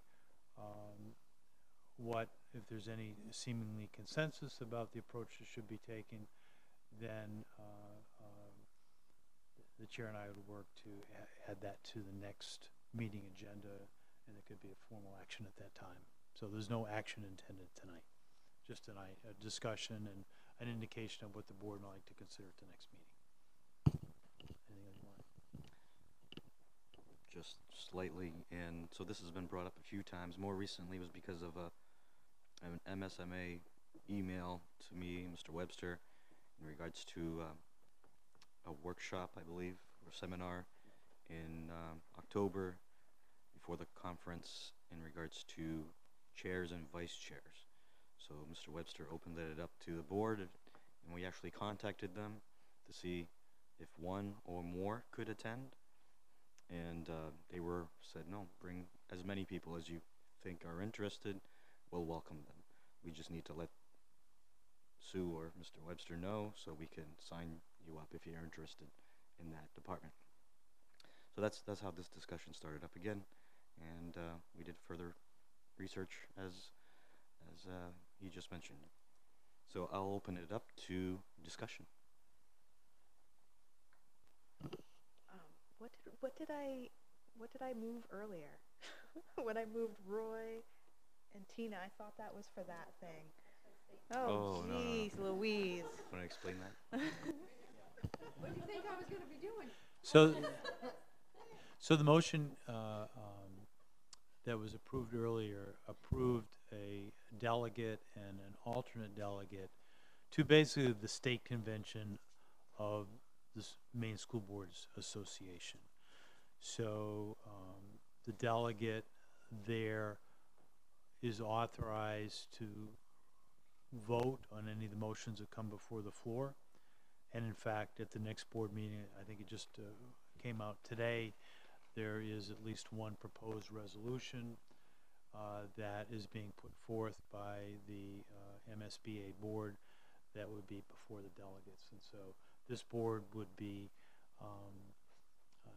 charged with giving direction to how the delegates should vote, but there will also be things come up at that delegate assembly that maybe in the moment, and so the delegate would vote as best they deem appropriate. So this is an entirely different issue, just dealing with whether or not this board wants a specific vice chair, and if so, the process by which that would happen. Can you explain what happened last year? Like we had a proposal to bring the delegates and how that process worked out. Remember? Well, in regard to the delegate assembly, last year, this board actually worked with me and approved a specific motion that they wanted to be brought to the delegate assembly, and that was ultimately approved on a near unanimous vote. So in addition to, yeah, it was just one against it, because you voted, right? Were you the delegate? We all voted. Yeah. I was supposed to bring it, but then you had sent it to them in advance. Oh, and they ended up. You ended up bringing it. Yeah, we were the delegate can submit a proposal, but in this case, it was viewed so favorably it ended up being submitted by the Maine School Board Association directors themselves. So next meeting, we will talk about any possible resolutions, whether something from this board or in support of what the Maine School Boards Association is putting forth. Just for the record, I'm still in favor of Roy and Hutchinson. But I did want to just mention the vice chair. I'm fine with letting it ride out for the rest of the year with Francis being the chair, and if he's absent, he appoints whoever he'd like. I'm okay with that. I'd like to hear what other people think. Just to mention, it's been like that in our procedural rules and the charter for I don't know how long. So that's just the way it has been. And so since it's been brought up a few times, that's why I decided to, well, Mr. Webster also brought it up, the 3 different options. Yeah, so I'm okay with what you just said as well, but how we go forward in the future as well. So I think it's important for us to understand how things have been done for years. The school committee, when the chair was absent, would nominate someone. Mr. Webster would call the meeting to order, and the school committee would nominate someone to serve as chair pro tem. Last term, the chair was out because of family medical, so she appointed a vice chair. And this year, Francis has been doing it on an as-needed basis. So I think it's very important that we keep in mind the whole history. It's worked for years. I don't see where we would need a procedural change to appoint a vice chair. The number of times a chair is absent is minuscule compared to the number of meetings we have, and that's just my opinion.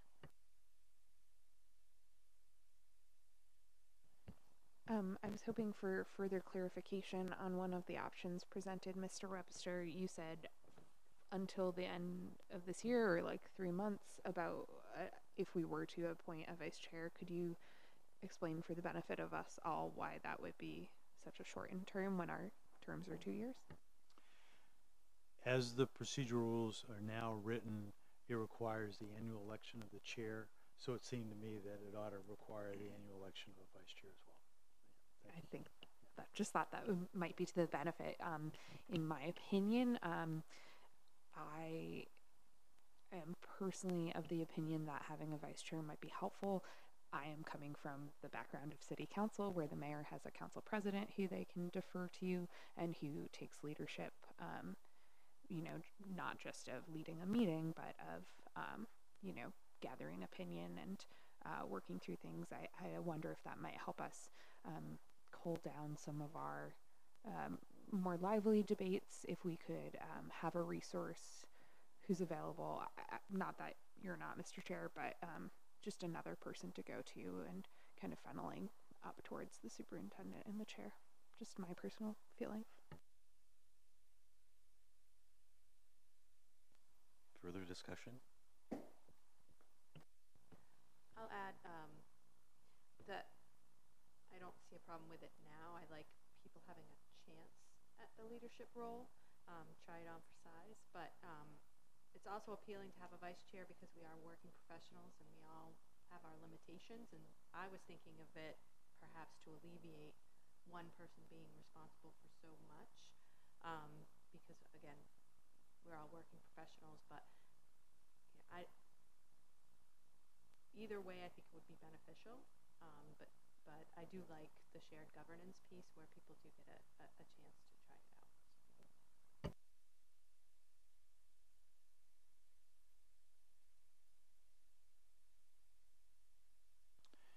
So in the event that this is a question in some people's mind, there is a difference between vice chair and co-chair.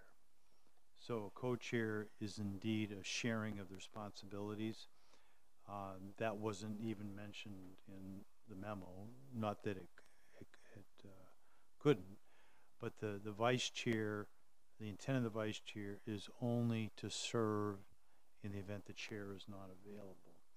So I wouldn't look at a vice chair to necessarily share the responsibilities of the chair. I suppose the chair could ask or delegate certain responsibilities to it, but it's different than a co-chair.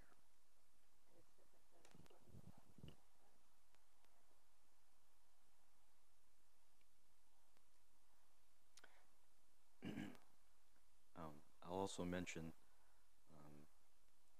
other districts, as you can see in here, are doing this, so, and it works for them. Could work here, but I'm not, so because I'm the current chair, I just want everybody to know, this doesn't bother me. Whatever the board decides to do, I'm okay with. If we get a vice chair, or we keep it the way it is, I'm still gonna do the job that the chair has to do. So, and I always try to reach out to you. You guys, some of you reach out to me quite often, others less, but I'm always glad to hear from you in the direction that you want this to, or how meetings should run and so forth. So certainly appreciate that. Further discussion?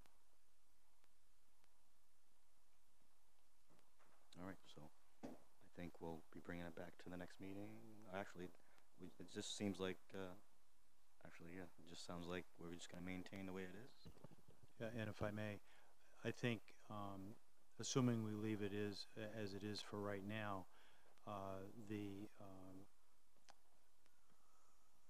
the board will be looking at the charter the first of the year and considering the chair for the following year, and that might be a time to revisit it if any board member wants to. We could certainly, I mean, in this discussion, we could have it so it changes at the beginning of the year. Correct? I mean, Mr. Webster and I had discussed it could be the next few months, or it could just fulfill the procedural rules as it is until the next term, which is sometime in January. Or we can just keep it as is. Keep it as is. Quartermash? Could I suggest that we revisit this when we elect our new, or the chair for next year at the same time? So we would have, you know, conversation about who the chair will be for 2019, and then tag this conversation on with that as how we'd like to proceed moving forward with a vice chair or without a vice chair at that time. You're right. I mean, that's why we put it on the agenda today, to discuss it now, so we'll be ready at least by then, if we don't want to do it immediately. So I'd rather just do it immediately and get it over with, rather than bring it back up again, because it's been brought up a few times. But that's my opinion. Somebody else can chime in. We can certainly wait till then as well. If I could. Were you all set, Ms. Quartermash? I'm comfortable with just leaving it as is for the next 3 months, and then once we turn the calendar, then we can revisit the chair and the co-chair, vice chair issue. So bring it up again in January is what you're leaning towards? Okay, rather than deal with it right now, okay. Co-chair is not an option, is it, without a charter change? Because if it's then the chair would actually be a co-chair too. Yeah, I think that if there was interest in the board in a co-chair model, I think we need some legal advice, because I'm not sure it would be allowed as presently structured.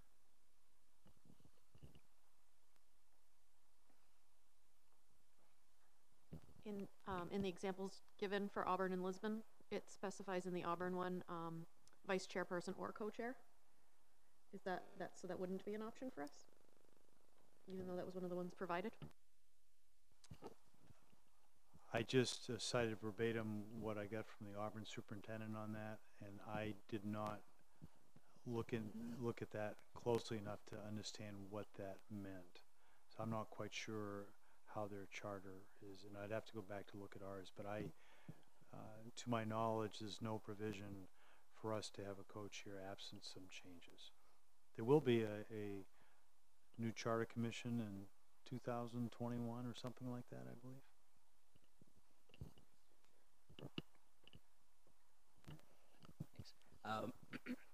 Because I had the link conveniently saved on my laptop, I could read the charter paragraph about the chairperson, if it's okay. Quickly. At its first meeting or soon thereafter as possible, the school committee shall elect by majority vote of the entire committee one of its members as chairperson of the school committee for a 1-year term. The said committee may fill the unexpired term.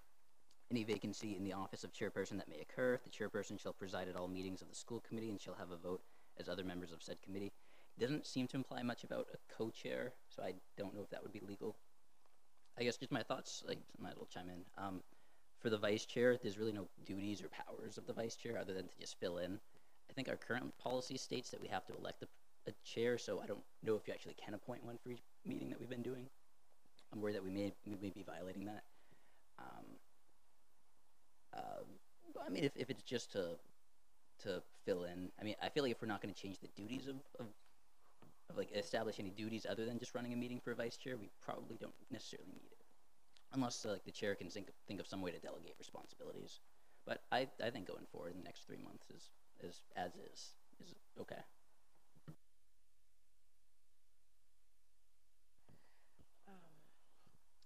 So Francis, what are you wanting us to visit now and take action on? Because I'm confused.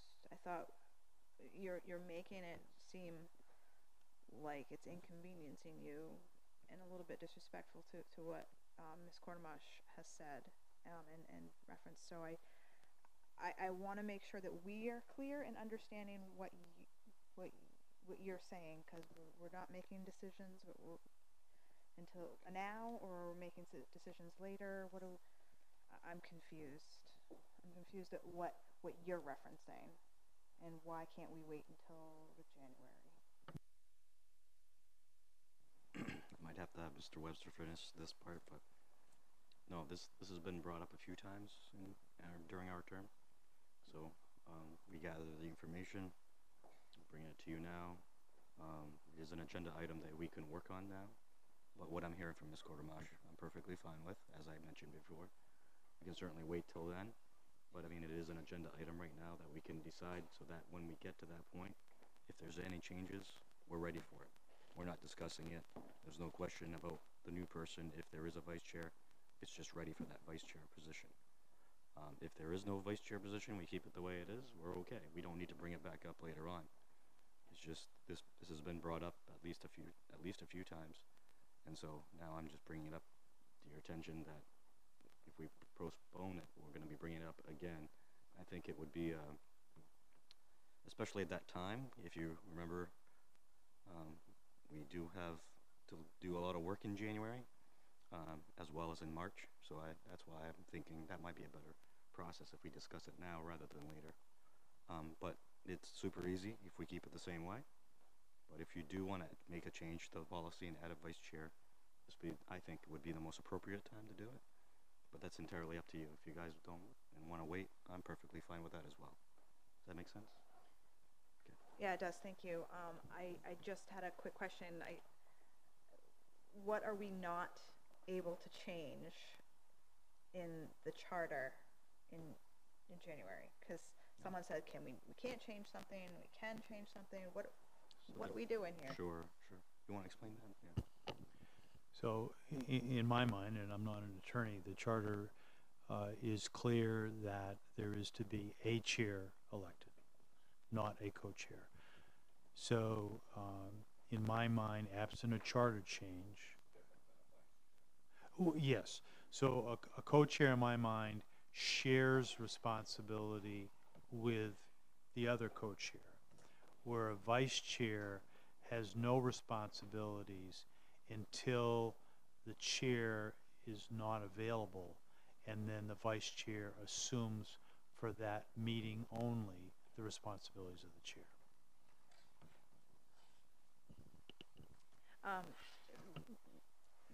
Luke, Mr. Jensen, can you pull up that little paragraph that you read, and can you reread that for me, because I'm curious. I think that you were right about we're doing it wrong, and that maybe the chair is not supposed to appoint somebody different. So I just want to hear what it says. Yes, I can definitely read that paragraph again. I'm also digging into the policies about our meeting on exactly what that says. The charter says at its first meeting or as soon thereafter as possible, the school committee shall elect by majority vote of the entire committee one of its members as chairperson of the school committee for a 1-year term. The said committee may fill for the unexpired term any vacancy in the office of chairperson that may occur. The chairperson shall preside at all meetings of the school committee and shall have a vote as other members of said committee. It definitely implies to me that even if we had a vice chair and the chair stepped down, we'd still have to elect a new chair. The vice chairperson couldn't just take over. But of course, I'm not a lawyer, so probably shouldn't go on that. I'm going to keep digging into the policies and see if I come across this. Where is that? Tanya, there's something in the packet, the possibility of vice chair for the Lewiston School Committee. Also in that, it says that procedural rule number 13 reads in part, the chairperson may annually appoint a parliamentarian to the school committee and a vice chair to the school committee. In the absence of an appointment and when the chair is not in attendance, the school committee will begin its meeting with the selection of a chair pro tem for that meeting. Sorry, do I have my glasses?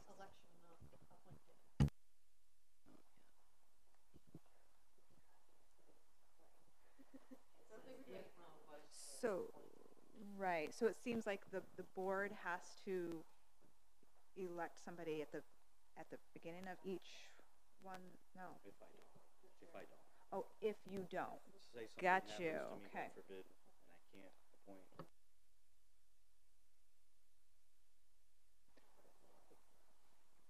I don't know where it is. Hang on 1 second. Ms. Parks and then Mr. Jensen.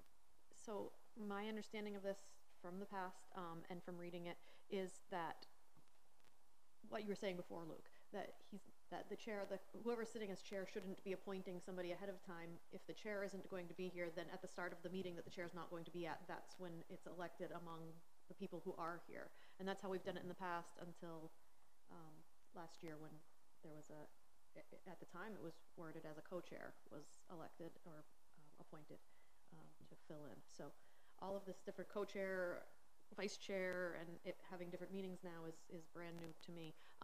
But my understanding of what you read was that the chair shouldn't be appointing somebody. If the chair can't be here, then the people who are here should be voting for somebody for that meeting.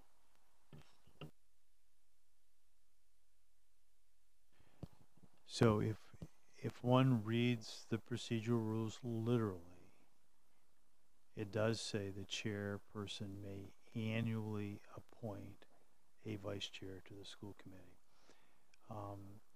So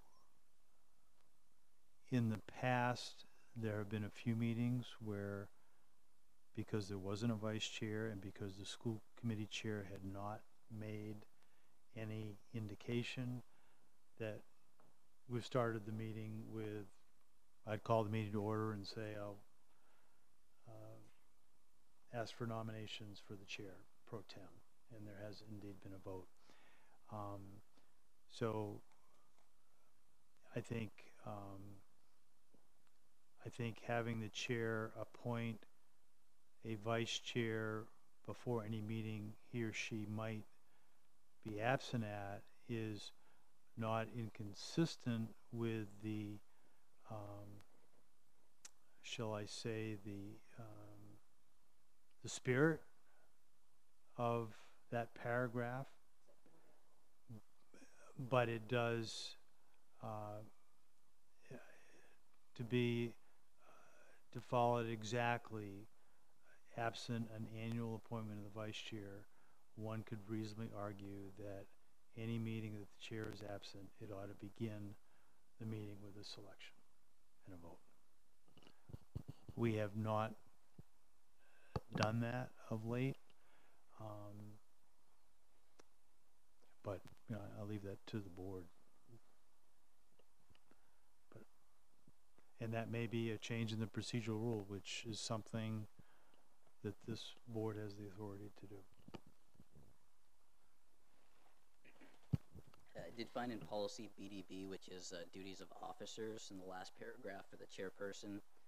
Chairperson shall have the right as other school committee members to offer motions, discuss questions, and vote. If the chairperson is absent, the school committee shall elect a chair pro tem to preside over the meeting.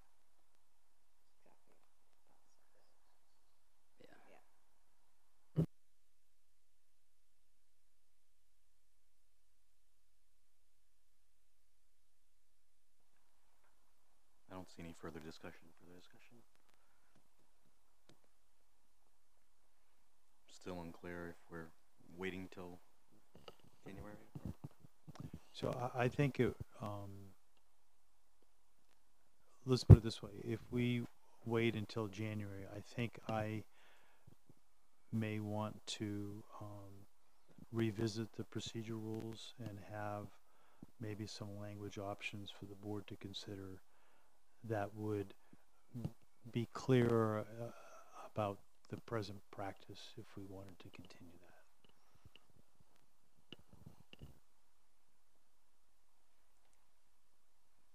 And when would that language be discussed? No later than the first meeting in January.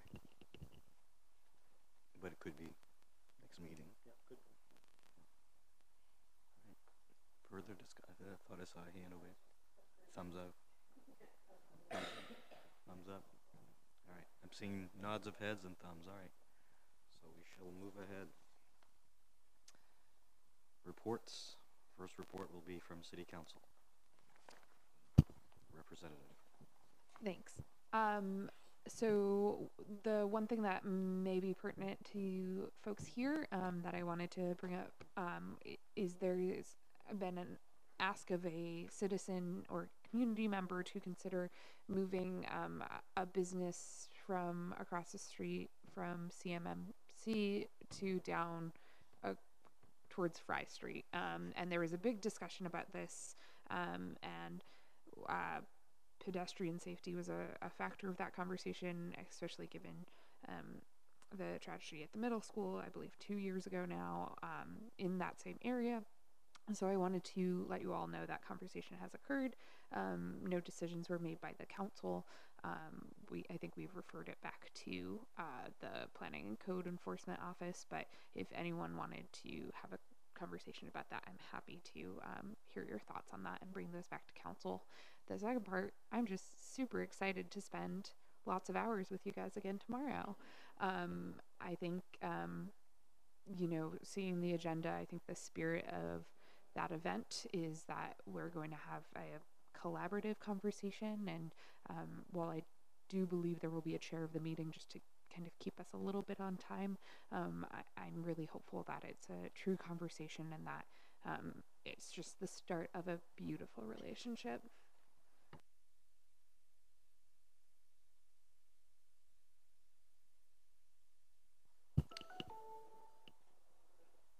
Thank you for your report. Moving ahead to number 15, report from School Committee Chair.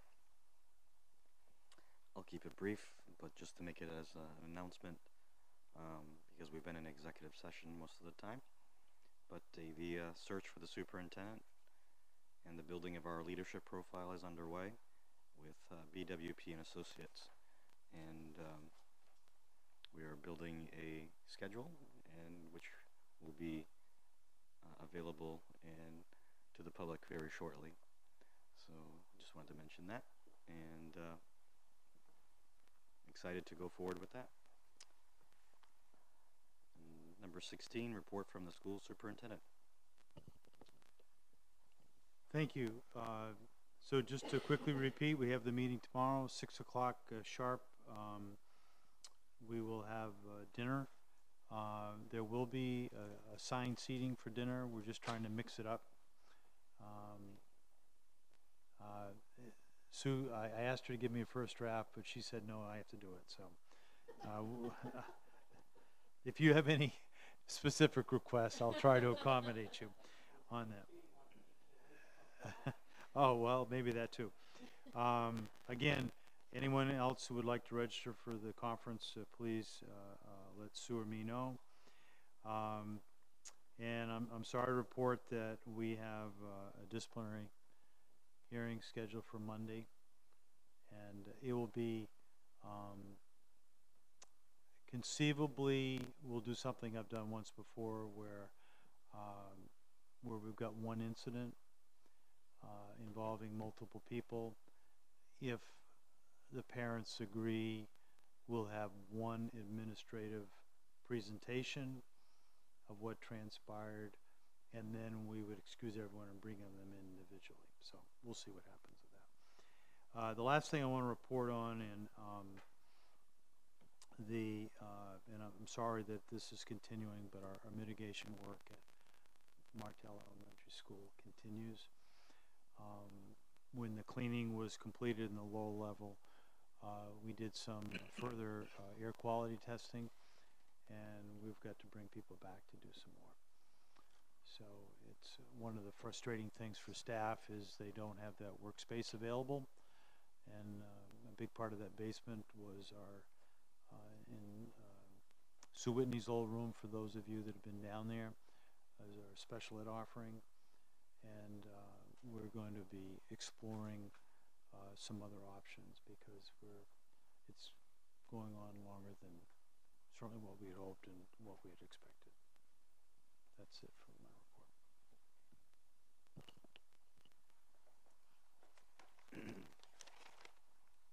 Number 12 with future agenda items.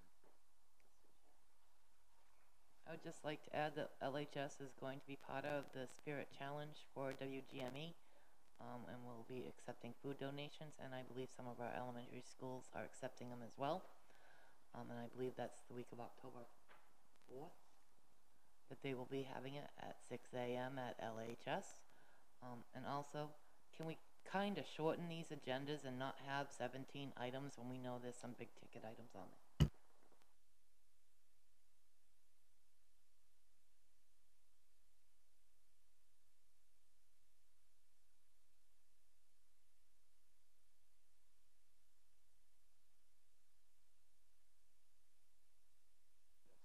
I move to adjourn. I think Tanya may have been first. I don't know. Is that Sure. right? Those in favor? Unanimous. Yeah, except for Monique. She's not paying Except for attention. Monique. No, just unanimous. All right, have a good evening, everybody. Thank you.